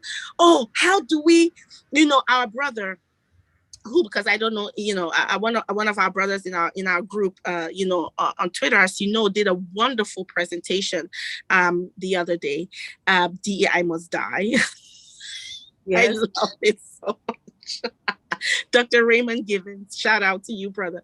And if y'all haven't watched it, like, when you can reach out to him at RCG12, I believe. I'll double check, and just talk to him about it. And I'm sure he'll be willing to sort of, walk you through whatever questions you have. Very wonderful brother, and I just really shout him out in this moment. But we attended, right, the session, and at the end of this robust talk that he gave, giving history and context and everything that he did, and at the end of all this amazing labor that this brother offered, a whole editor. You are not 3 years old, neither are you, a bozo on the bus. You are a super educated, highly intelligent individual. And she's an editor of a journal. And she was talking about, and that's the other thing, managing white shock, how shocked they are. Everything is shocking. And so how shocked she was that when she looked at the data as it relates to diversity for journal editors and journals and all that is journal related, and how, I guess, for her approach to increasing diversity of their journal was to remove identifiers, so gender identifier and racial identifier. And you and I can talk another time, and hopefully folks have followed you on this whole racial blindness approach to dealing another with conversation. It's a whole other conversation. It's a whole nother conversation. But that was their approach, which of course backfired naturally and didn't have the expected outcome. Again, when there is poor reflection and critical introspection around race and racism and one's positionality inside of it, you go ahead and you perpetuate the same nonsense because you haven't taken that time. Anyway, and so she was like, and here we are. So I'm just wondering, I'm struggling with, she says, I'm struggling with how to roadmap out of this. And I'm wondering if you have any thoughts.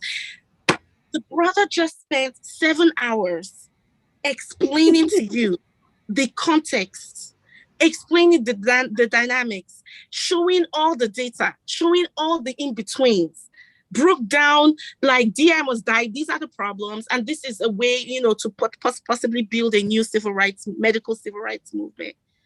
Mm-hmm. And you standing there asking him to roadmap, literally use the word roadmap, your way out of a problem you literally put yourself in. And me. So yeah. Exactly, is that whole just like what is being disengaged and then engaged, when it comes to these topics. You're all out here, you solved medical errors, you solved CAUTI and CLAPSI and all the other like hospital medical error issues that, we figured that out, but we can't figure out how to eliminate medical racism. Right.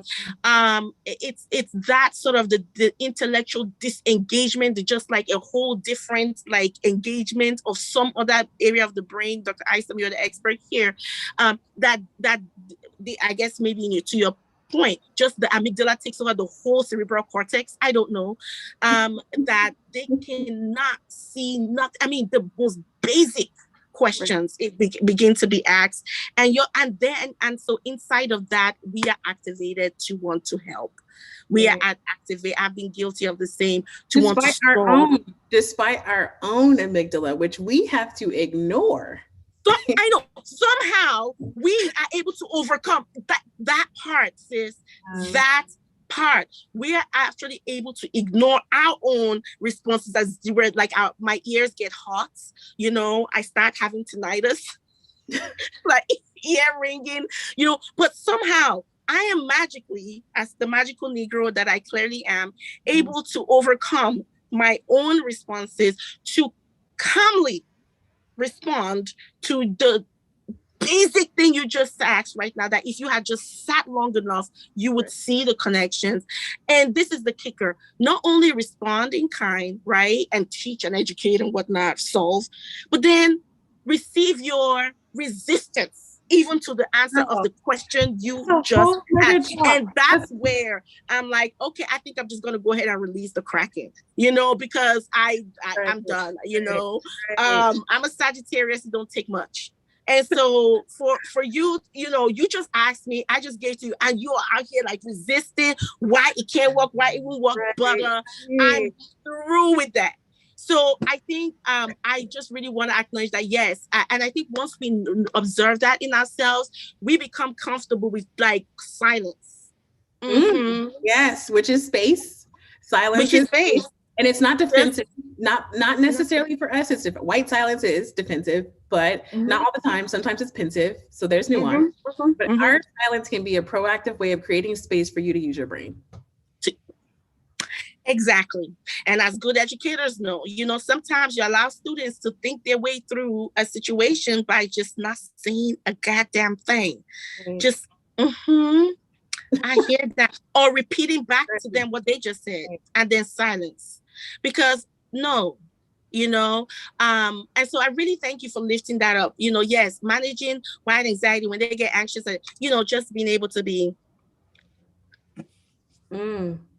Which for Black women, I mean, so I'll say for Black women specifically, and this is, I know I have colleagues on here, so I'm not going to use the perfect language, but in like a psychoanalytic sense,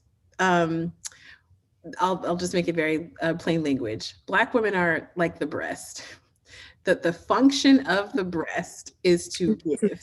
Give. I That's see. it.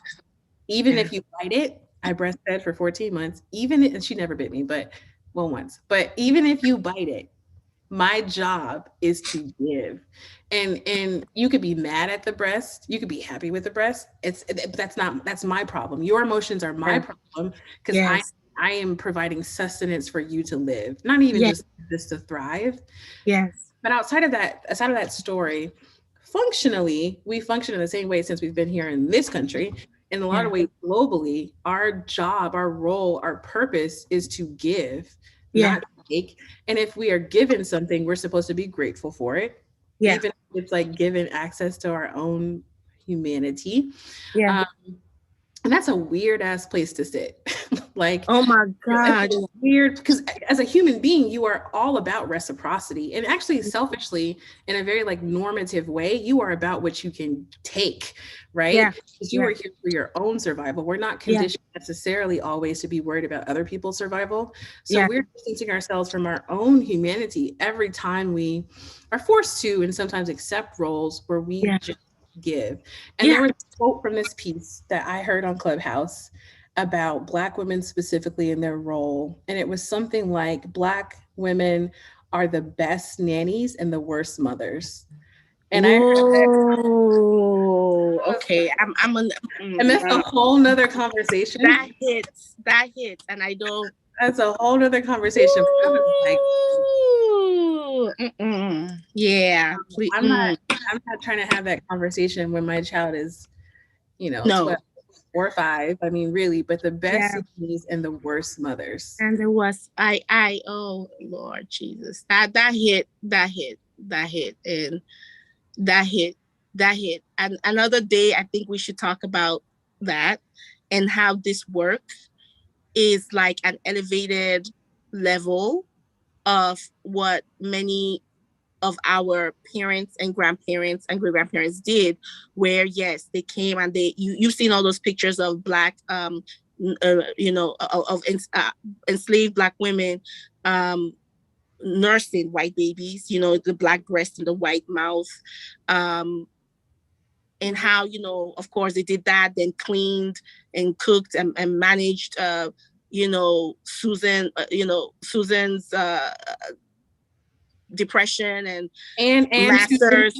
Susan Yeah, masters advances and and rape. masters advances and straight up rapes and worked and did all that, and then barely saw her kids, her own children, if she was allowed to keep them, and all of that. And I'm just wondering, when we talk about majority of us that do this work, that do liberation work, and I don't title myself as a D&I person because D&I was invented, the whole DENI, DNI first, diversity and inclusion, and then somebody snuck in the E, is literally about, placating white people, period, in workspaces to not violate civil rights, laws.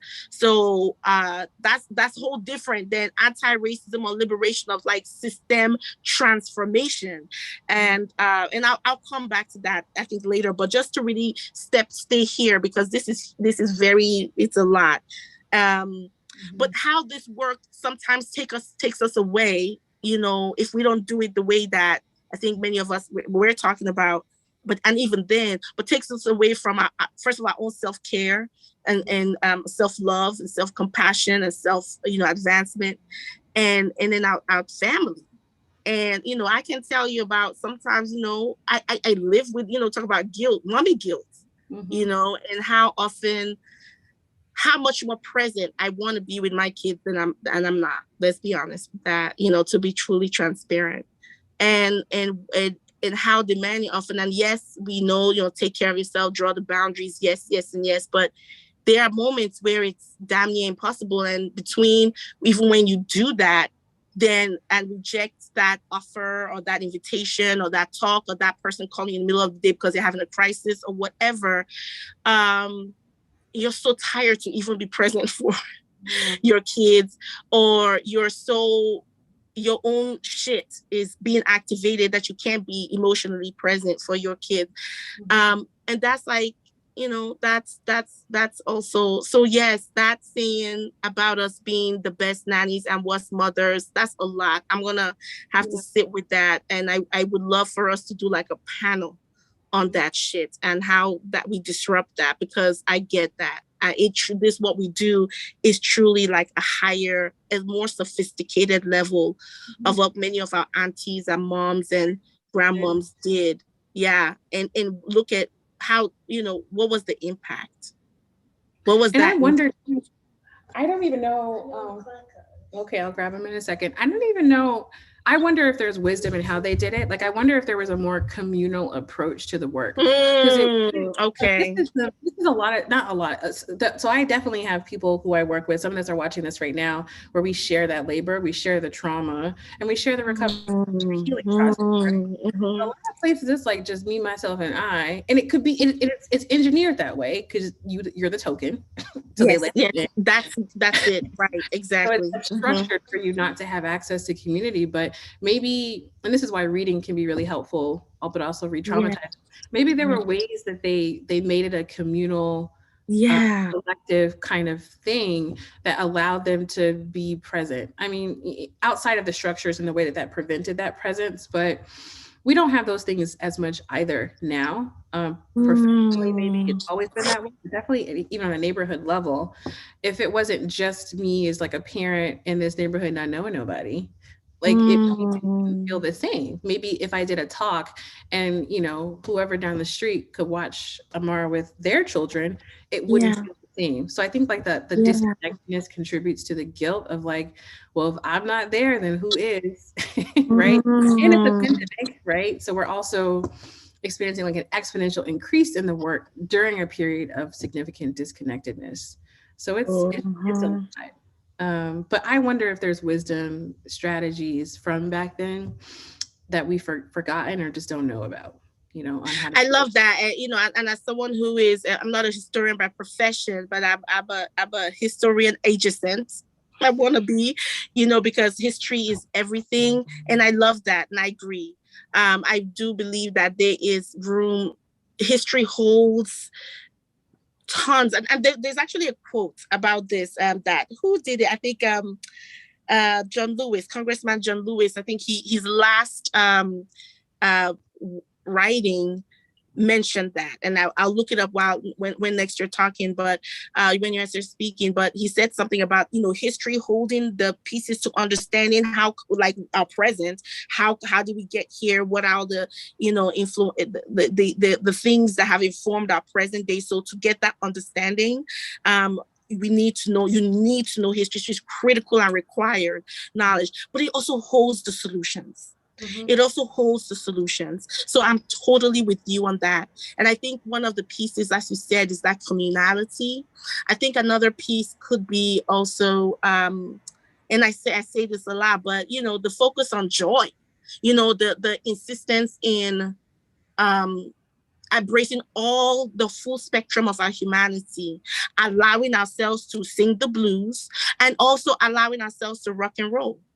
That it's both, is that both and is that both and so I think my thought, and remaining rooted in tradition, in culture. I'm blessed, I'm super blessed, and it was an intentional decision. Not everybody has this, it's a privilege, and I name it for sure, where my mom lives 20 minutes away, my sister lives 6 minutes away, my sister-in-law lives 10 minutes away, brother-in-law lives 3 minutes away. And that, we know communities that buy up whole streets. They're just like, the whole neighborhood is like, cousin over here, auntie here, mother here.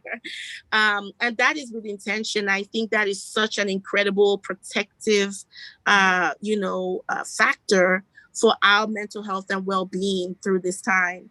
And so, like, even now, my nephew's birthday is today. Well, the party's today. His birthday was a couple of days ago, and she's gonna drop them off here. And we'll watch them while she does her thing. We're gonna do errands for her. My husband is, and so it's yes, it's a shared thing. But I want to name something. There are things that and I think that's where the individual and the collective come together, and where there are moments that I don't even feel equipped to even share with these folks. And maybe partly because I'm still processing it. I don't even know what the hell is going on. I just know something is off. And then other reasons being like it's a belief, and it could be false belief, but a belief nonetheless, that they won't get it or understand. And I think to your point, so therefore community looks, we can have different types of community then. It's sort of what then comes to mind. I wonder what you think. Where you have the family, but then you also have your community of and your family on your village of brothers and sisters who are like-minded, or at a similar level, you know, at least a range within an acceptable range, so to speak, of consciousness or, you know, liberation, that get it. You just say two words and they got the whole story. So I think that sometimes we do have different villages, you know, within a village, like the way sometimes like we're organized, like back home, you have families and they can be in these enclaves, but then the family is part of a clan. The clan is part of a larger, tribe or, ethnic group. And it kind of goes from there. So you can be part of multiple communities at the same time. You have your core, but then you have folks that you're still sort of related to, but that have their own core, but that you share at least one thread of your identity with. And I think that is one way I'm just offering as I think through for us to still create community and take care of ourselves in this space, to address all the different pieces of our identities as mothers, as wives, or significant others, or other others, but significant or not. Hello, they don't always have to be significant. Or what have you, and just they may need to be some intentionality in developing community for each of these strands, and some are intersectional, quite all right, but they may be a need for that. And I just want to name, I think that's quite okay, that just like in mentorship or with even partners, no one person or one community necessarily will meet every need of all your intersectionality, but that you may need a couple, not 300, I don't think, but just maybe 3, but a couple of villages for different parts of you, because there may be threads of your identity that may not fit in a particular group. This is my thinking on this. And Dr. Isom, what does this jive you or no? So I'll say 2 things. One, just speaking about doing anti-racism work, the thought that I had was, what can we ask of white people and non-Black people? And even Black people who may not receive the moment in the way that we received it. You don't need expertise in humanity, right? So even if they can't quite understand your feltness, your articulation of the moment, they may not understand, oh, that was a X, Y, and Z, whatever. They can understand that you are hurting, that it hurt you, that there was an impact on you, and they should be able to respond to that. And I will also say, attached to that, the lack of response is representative of their own lack of humanity when it does not happen, not your communication. Like, it don't take much. Like, it does not take much, and it's not supposed to, because evolutionarily, we can't have some dissertation to communicate our pain, like for our survival. Like, it's like, ouch, that shit hurt. Like, that's all you need, right? For your empathic response to be activated, if you are fully perceiving my humanity. So if more is required, if I have to do more labor, then there's something messed up with you. Like, so I'll just leave that there. But I think in these different villages, including in these spaces with white people and non-Black people doing this work, there can and should be a pause to say, ouch, that hurt. And maybe it's language, you don't have to use that language, or I need to take a pause because what was just shared in this space hit me. And it hit me in a way that was painful. I don't have the words for it right now, but I definitely have the feelings. And in order to honor my feelings, I'm communicating those into the space right now. And the only response that you should receive from those people is, how can I help? That's it. That's the human response. And you could say it could just be silence. You could just be saying, I need to take a moment. It could be, and if they push and push and push, they need some skills. Because if you don't want to share, you don't have to. So you might have to set some boundaries in the moment. But it doesn't take expertise to respond to another human being's pain. We are evolutionarily wired to be able to do that. But in the same sense, when we're talking with our different villages, like, yeah, sometimes I'm like someone asked me a question yesterday or this morning about interpersonal racism that came from another Black person, where they were essentially singled out for not whatever. They were somewhere where this person thought they weren't supposed to be based on how they looked because they were Black. And my answer to that was to give like a dissertation on like how internalized racism works, how there's like an implicit automatic association between your Blackness and your rightness to be in a space, how this person likely registered your presence in that way before registering that it was a racist thing to register in the first place, and that you're raising their awareness, whatever. That was that. Now, can I always walk into a village and get that in return? No. Like specific people I go to, I'm like, girl, look what happened. And usually it's a Black woman, but there are other people too. Yeah. And I can process it with them and process it in a very like, you know, I need to add language to this sort of way. But I could very much go to most villages and have an emotional processing of like, some shit just happened. It hurts. I don't know what to do besides eat a donut. Like, can you help me figure this out? And I think being able to piece out what the villages can be useful for is helpful. And I say this also because personally, I can have very high expectations because I live in a bubble. And I want it to be a certain kind of way, which is not fair. Just like they might want something from me that I can't give. I might be giving off some intellectual stuff and they just want me to talk about feelings. Right. Yep. Perfect. So it's hard, but those are kind of the thoughts I have in response to that. But I just want to elevate that we have a right to, just rooted in our actual humanity, to demand a recognition of our pain. I don't care what space it's in. And yes, there could be consequences to that. Yes, there could be further harm that comes from that, especially if there's an invalidating response. And that's when I play like Nuck If You Buck. Like, that's like one of my favorite songs to play. Like, after someone pisses me off in one of these conversations, I get all my rage out like by playing that song. But I can't fix that. Like, I can't fix their dehumanization of themselves. Right. At least in the moment, I attempted to name and be transparent about my experience in hopes that they would respond to my humanity. And that's the most that I can do. The rest is theirs.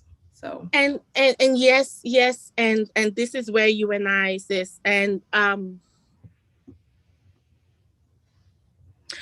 so my conclusion has been to be like, so I need to not be in these mixed spaces. That's a suggestion. Yeah, so this is, you know, I've actually been working on just systematically removing myself from these spaces because, and you know, I'm like, I frame it like, well, no, other Black people are stronger than me. Like, we're differently skilled. They're differently skilled. They are differently skilled and are amazing. And that is just not my expertise right now. Like, you know, they're wonderful people who engage with whiteness and are just skilled with that. And I'm just like, yes, brother, I see you, sis. With the literacy and everything, you are skilled and blessed. I don't think that's my ministry though. And that's sort of where I'm at. I have to be honest, just like, it's not my ministry. I was talking to a wonderful sister who I'm going to introduce you to. I can't wait to introduce you to her, Dr. Isom. And she does this, you know, anti-racist work. And I was talking to her yesterday and we met on Instagram and we got to, you know, Zoom in and then talking on the phone. So really excited about her. She's amazing. Excuse me, I keep snorting. Oh, I hope it's not too rude. No judgment, okay? No judgment.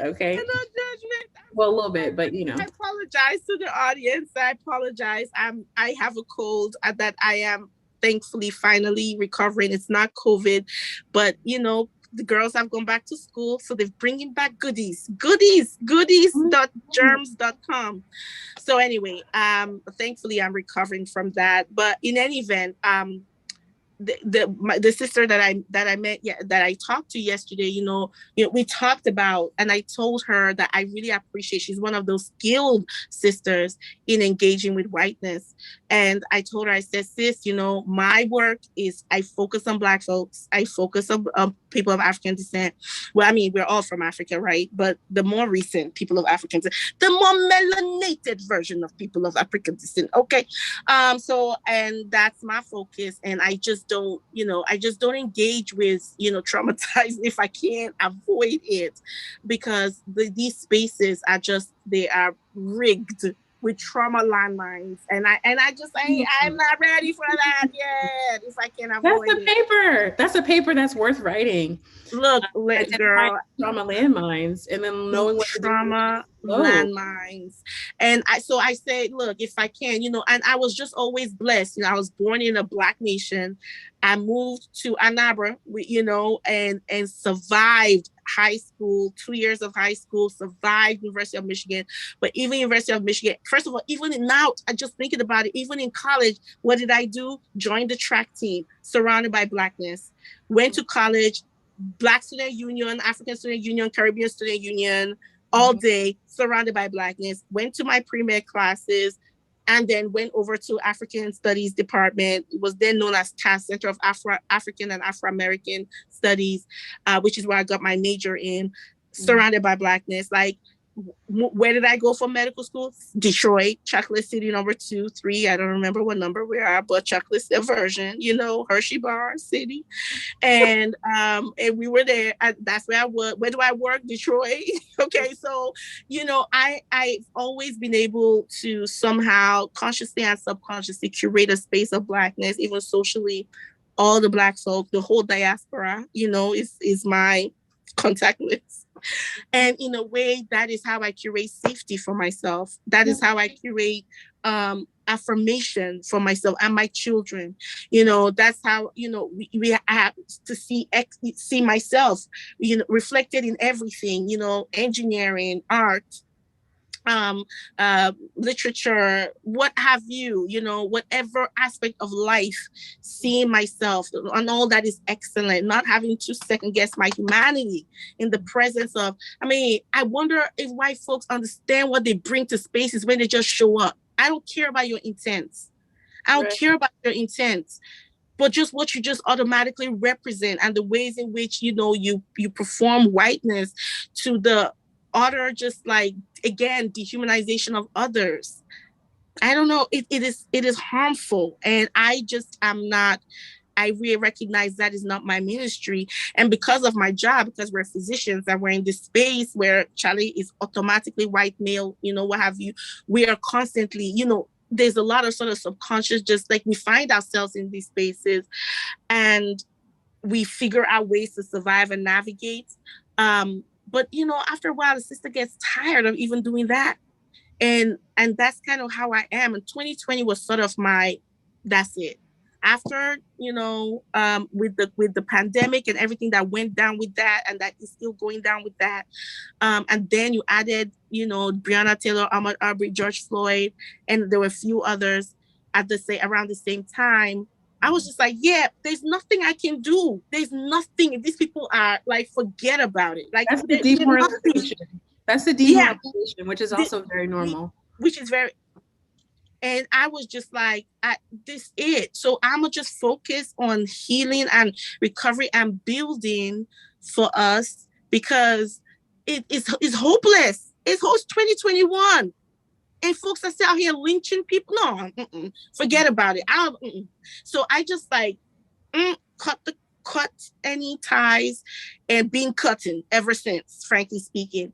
And but there's a lot of internal work, and that's like also the process I have needed to do and continue to do for the healing from this chronic trauma, and that I, for the most part, have been blind to.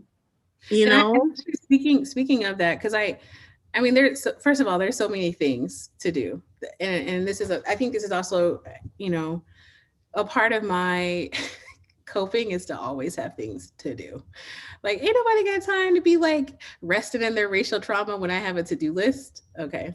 So I always have a to-do list. And then like the racial trauma, like recovery and healing, you know, it fits in there in some sorts of ways, but it's not a focus. So a little bit of transparency there. But one of the things I think that I had carved out time for, but then like stopped doing, which I need to go back and try to do it again, is from the Black Psychologists Association. I apologize if I'm butchering the name, but it was a collaboration between them and some other groups, and I'll find it and share the toolkit.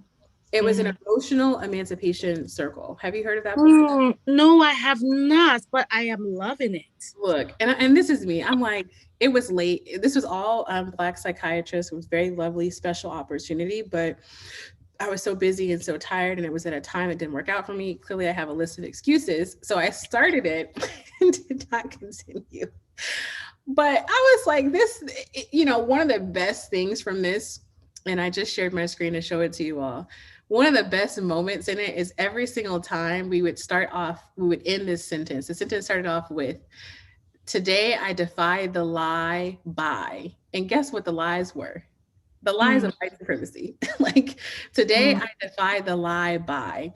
And it calls attention to that you are literally breathing in and swimming through a bunch of lies about who you are, where you come from, and what you can do, and that you defy them just by your very existence. And when you said, you know, do white people know what they bring into the space? Do they know what they are confronting in this space? They are confronting a person who literally has to defy the lie to just be here today, just to speak, just to show up, just to persist. That's what the fuck I'm doing. So like, if I'm doing all that and, you know, all the other things that we do, like, what are you doing? And like, what's the scam here? And we have a conversation about it. So this is one example of, I think it's free. I'm pretty sure it's free, but I could be wrong about that. But one example of a space that was specifically created to address racial trauma. And it's based on, you know, principles that from the Western African tradition. Go ahead and go to this website, Dr. Opara, because you're gonna love it. Oh my God. And it's a beautiful, beautiful thing. So if we're talking about like what could be like a community-based collective approach to doing this, and I admittedly have not gone beyond the thought. We could become trained as all of us, but a good portion of us who have the privilege in a number of different ways, time, money, whatever, to become trained as emotional emancipation circle leaders and just emotionally emancipate the shit out of our community. Like, you know, and I'm not like closely connected to people. I know people who are, but it's just like, this is the kind of intervention that we need. And Dr. Isom, is this the one that the Equitect is? No. She did this? I don't think so. I think it's different. And it's the Community Healing Network. And not only do they have this, they also have a racial trauma toolkit. So if you type in Community Healing Network, racial trauma toolkit, I mean, those are the two that I share. This one and the one from Boston University. But it's just an example of how, you know, yeah, there are things that we can do. There's people who are doing the work. Here we go. Pledge to defy the lie and embrace the truth.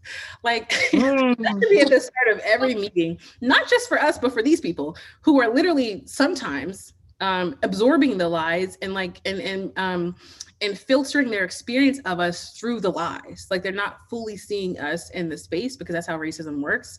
So if we're all collectively, both Black and non-Black and white, defying the lie and embracing the truth, some of that resistance that you were referencing earlier wouldn't be there, right? Because you're embracing Wouldn't be lie. there. You're embracing the lie. Like in some You forms. are. So Or I'll the stop other. it. I'll stop it. Like No, you said everything, and I love what you said. And you are not only are you embracing life, but then you are filtering your reality, your perspective, your experiences through the lie. The lie is informing literally the interactions of this moment. The lie is informing this meeting. The lie is informing your response to what is said in this meeting. Your lie is informing the ways that you interact with your colleagues and with your trainees and with your bosses or supervisors. The lie is informing how you engage with the application that just came around your desk for hiring. The lie is informing the complaint you got on your desk when it comes to like discipline or firing. The lies are engaging when it comes to promotion. It's so critical. I tell folks, every single one of you as a person, you have a sphere of influence, whether it's just your family and your kids, whether and your spouse or your significant other or your other, what have your others. Whether your others, girl, you got to put everybody, but we inclusive up in here. So, the polyamorous and the folks with many others, like you too, you're all up in here too. We're all together. And, and whether it is whatever sphere, whether it's in your place of faith, place of leisure, place of working out, place of work, place of training, you have a sphere of influence. And so you are, what you say and what you do and how you say or do is somebody is watching. Somebody is being influenced or informed by that little picture you posted on your social media, by this comment that you made, or what have you, period. And again, in a neoliberal individualistic society, people just out here thinking they're just individuals. No, honey, you are not. You are not. Somebody, okay, is connected to you some kind of way and is informed and influenced by you, and vice versa. And so, so that's where you get the myth of self-made, and people that don't want to wear masks, people don't want to get vaccinated. The whole thing is rooted in this sort of neoliberal belief, this lie, like you say, that, oh no, the individual, when literally nothing works on that. Like real life don't work like that. Nothing in this country. So, period. So I think, the piece around what you said about the fact that you have to do this, which I'm going to be all up inside my laptop today, just consuming that website. You already know. Understand what is the lie. What are the lies that I have absorbed, I've internalized, and therefore have the filter through which I look at the world and I engage in the world. All of us, Black, non-Black, white, to really, really do that work. Like, yes. And how do you make these spaces less traumatic for those of us that have experienced racial trauma, is doing this work, is define the line, embrace the truth, is having some equity and justice and emancipation practices built into your freaking meetings, built into your, I don't know, when you get together. I'm part of an editorial board, and I've been talking to my about, you can't be all over here talking about decolonization, and I know half of the folks in don't know what it means, honest, okay? And you're just a moment, you're breaking up for you're breaking up. Sorry, am I breaking up? You're back now, go ahead. Oh, I'm sorry.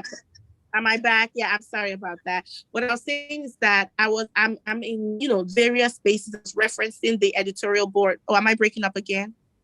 It's good. It's better than it was. I think you're back to normal.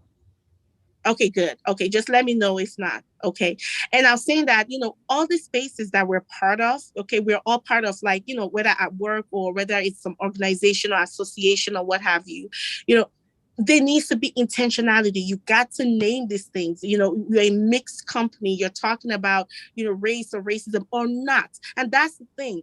This doesn't just apply to DE&I spaces, anti-racism space. This is any space. We could be talking about cups. Okay. The fact that I'm in this space and you're in this space, it immediately introduces dynamics of power and privilege that needs to be named. Do you as an organization, do you as a group, do you as an association, do you as whatever, do you have justice and equity principles that you abide by, even if y'all make lip gloss, even if that's your job, is lip gloss, okay?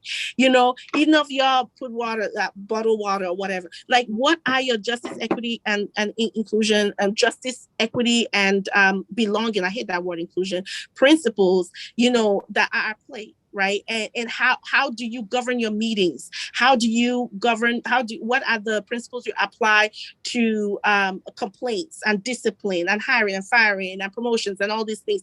How are they infused into every nook and cranny of your organization? Because in the absence of that, yes, it is performative conversations and are riddled with trauma landmines that we continue falling into and harm and reharm and harm and reharm ourselves, continuously shortening our telomeres, as you said, Dr. Ice. And that is, for me, when it comes to engaging with whiteness, I'm okay with engaging on that level because I'm like, that's the level that counts. I'm not trying to convert anybody's child, but I'm interested in these organizations and these systems in which our people work in, train in, engage in because they have to. That's their job. That's their school. That's their, place of worship or what have you. That's how they pay the rent. That's how they live and seek to thrive. And they've earned the right to function in a nurturing, safe, trauma-free, setting where they can thrive. They deserve that.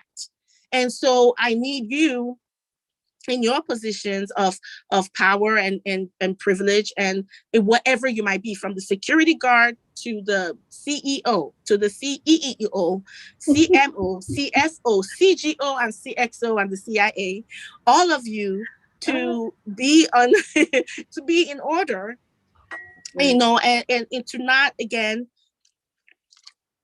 create spaces of trauma and hurt and harm, because you have not embraced the truth and you are 100% living through the lie. So I just really wanted to honor that. I wanted to honor that. Yeah, go ahead. Oh, sorry, go ahead. Sorry, I was going to say. No, go ahead. Speaking of, we're going to end in 6 minutes, y'all, because Lord knows me and Dr. Opara can talk for hours, and we'll come back again. But I did want to direct people to the medium piece, because at the end, I just adapted the SAMHSA trauma-informed care principles to how it could apply to anti-racism work. And man, I don't want to say I've never entered into a space where this was there, at least one that was created by non-Black people. I don't know if you've ever entered, and I'll share my it's actually the 4 R's. I'll share my screen, Dr. Opara, but if people just read it and then try to apply it, and I mean try, because you're not going to be successful every single time, or especially early on, I do think it would be a different experience entering into these spaces, and I elevate the importance of that, because just like you were saying, Dr. Opara, I think there's a day of the week that allows me personally to be in those spaces. It might be a time of the day. And then there are other times of the day and other times of the week where I don't need to be there. Mostly because my face can't defy the lie. Like, my face is like, I can't, like, I just can't. Versus other times it can be very much like in like Dr. Isom mode of, distanced from my reaction and very intellectual and sort of like managing the space in that way. But it would be less labor on me, less labor on you, less labor on others if we didn't have to distance ourselves from our own trauma, like in the space. Right. And if there's space created for that, and if it was anticipated. So the 4 R's for the SAMHSA trauma-informed care, that people realize that this exists, and that means doing your work, doing your education, that they can recognize how it's happening. And I talked about in the piece, like, there's things that you can see and cannot see on Zoom. So it's a little bit harder, but if you were looking out for it or inquiring about it, it's like, for example, not asking me to divulge a trauma because of your curiosity, and maybe saying like, even just naming, I actually wanted to ask you a question just now about your experiences, but I recognize that could be a very traumatizing dynamic. I want to own that racist knowledge, and I also want to own, and I also want to be transparent about my rejecting of that, because that role models for me, that there are people who are doing that in the moment, and it's also role models for others present, that cascade of reactions was happening. And then there's respond. So if there's something going on, just knowing what to do, and it's not necessarily complicated. It does take expertise to know how to respond in a trauma-informed way, because we are often very harmful. So I don't want to minimize that, but I do think the small things like creating space, asking questions about what someone's needs are in that moment, respecting their boundaries are ways of responding. And then the resist part, which, I mean, maybe our children's children, Dr. Opara, in a very pessimistic sense, will get to a point where society resists re-traumatization. But I mean, I can't even like give a speech for that at this time. But it's one day. There will be some proactive measures in place where we're really thinking about that and really paying attention to our experience in the room and not centering the white experience, the non-black experience in the room, because that stage is real. We're put on that stage often. Some people deny the stage exists, and it's the stage of re-traumatization for us. It's the stage of centering for white people, and oftentimes Yeah. non-black of color. So it's just different Yeah. roles. And we would have to really figure out how to collectively to do that. Not we, they will have to figure out how to Exactly. create They, because they it's their responsibility. Yes. so I mean, I think Yeah. we'll do a couple more minutes for closing comments. Anybody who knows me knows I don't like to open and I don't like to close. Like I just don't. So I'm gonna pass the mic to Dr. Opara to do so we can end at noon for us here on the East Coast. And then for anyone who's wondering, we will post the recording once it's processed on YouTube and encourage you all to share it wherever you would like. Dr. Opara and I are quite sure we'll keep our jobs after this conversation. So I think we'll be fine. We are. We're gonna. Oh goodness. Well, you know what? I when you put the spotlight like that, it's like, oh, what do you do with it? I did want to just lift up this resist re-traumatization and use that to close. But first of all, to thank you, because I'm so grateful that we are in each other's lives, and you are part of my village. And, during 2020 was I love what you said about the disconnection and the loneliness that can come with this work. And I thought I was alone because we tend to be the only. And even if we're not necessarily the only minoritized person, racialized person, Black person in the space, sometimes we're the only Black person with that level of consciousness. So we may even feel distance from those that may look like us, but are not necessarily on the same along the same road, the same distance in our emancipation journey. So to your point, very, very disconnected until discovered a community, a village online on Twitter, one of whom was Dr. Jessica Isom. So I just want to thank you for being my sister and for teaching me so much through our relationship. And I appreciate that. And, really close this with saying this was apologize. This was a very powerful conversation. It is part of my healing. Thank you. I mean, the way I started, with near tears, crying, with having the tummy bubbles. Is that what you called it? Bubble guts. The bubble guts, and because I hadn't yet processed and gone through my own healing from just that experience. And then of course that experience is a cumulative experience, right? So it's not just that the one, it's the all, this being the latest. This was part of my healing. And I have to tell you that I am in a much different space than I was when we started. And I want to really appreciate you from that. You appreciate that. And that is part of my way of resisting re-traumatization until groups and organizations get to the level where they are actively, prophylactically, right, taking a stance against traumatization, by instituting rules and regulation, as you've written, as many others have written, of how to do that. Mm-hmm. We have to sort of take ownership for our own care and each other's, as a village, and to incorporate a trauma-informed approach for ourselves, and also for even I have learned when I organize spaces to ensure that I am intentional in these ways, but also myself. And it really does come down to voice and choice, to make choice. When I shared about this experience on Twitter, there are people that wrote and said, I'm sorry, Dr. Opara, I just don't go to those things. So that's their way of resisting re-traumatization. They just don't show up. They already know, they're wiser than me. And so they already know. So us just exercising our power of choice to understand that wait a minute, will this have any trauma landmines? Will there be spaces here that I will not be protected? I will not be served? Have they set up, done the prophylactic measures, put in the the tools and of what will be necessary to ensure that I'm safe and my and people who look like me, people who share my experience, are safe, and we are not just safe but nurtured and honored in that space. We're beyond just safety. It's that, and right, the honoring and the nurturing. And if the answer is no, well, thank you, goodbye. I'm going to be over here where I will be getting my nurturing and whatnot. So what are those proactive measures that we can take? And so I just invite all of us to go on that journey for ourselves, and knowing that whatever those choices are done in community and done from a liberation, emancipation space, it is very valid, very affirmed and honored.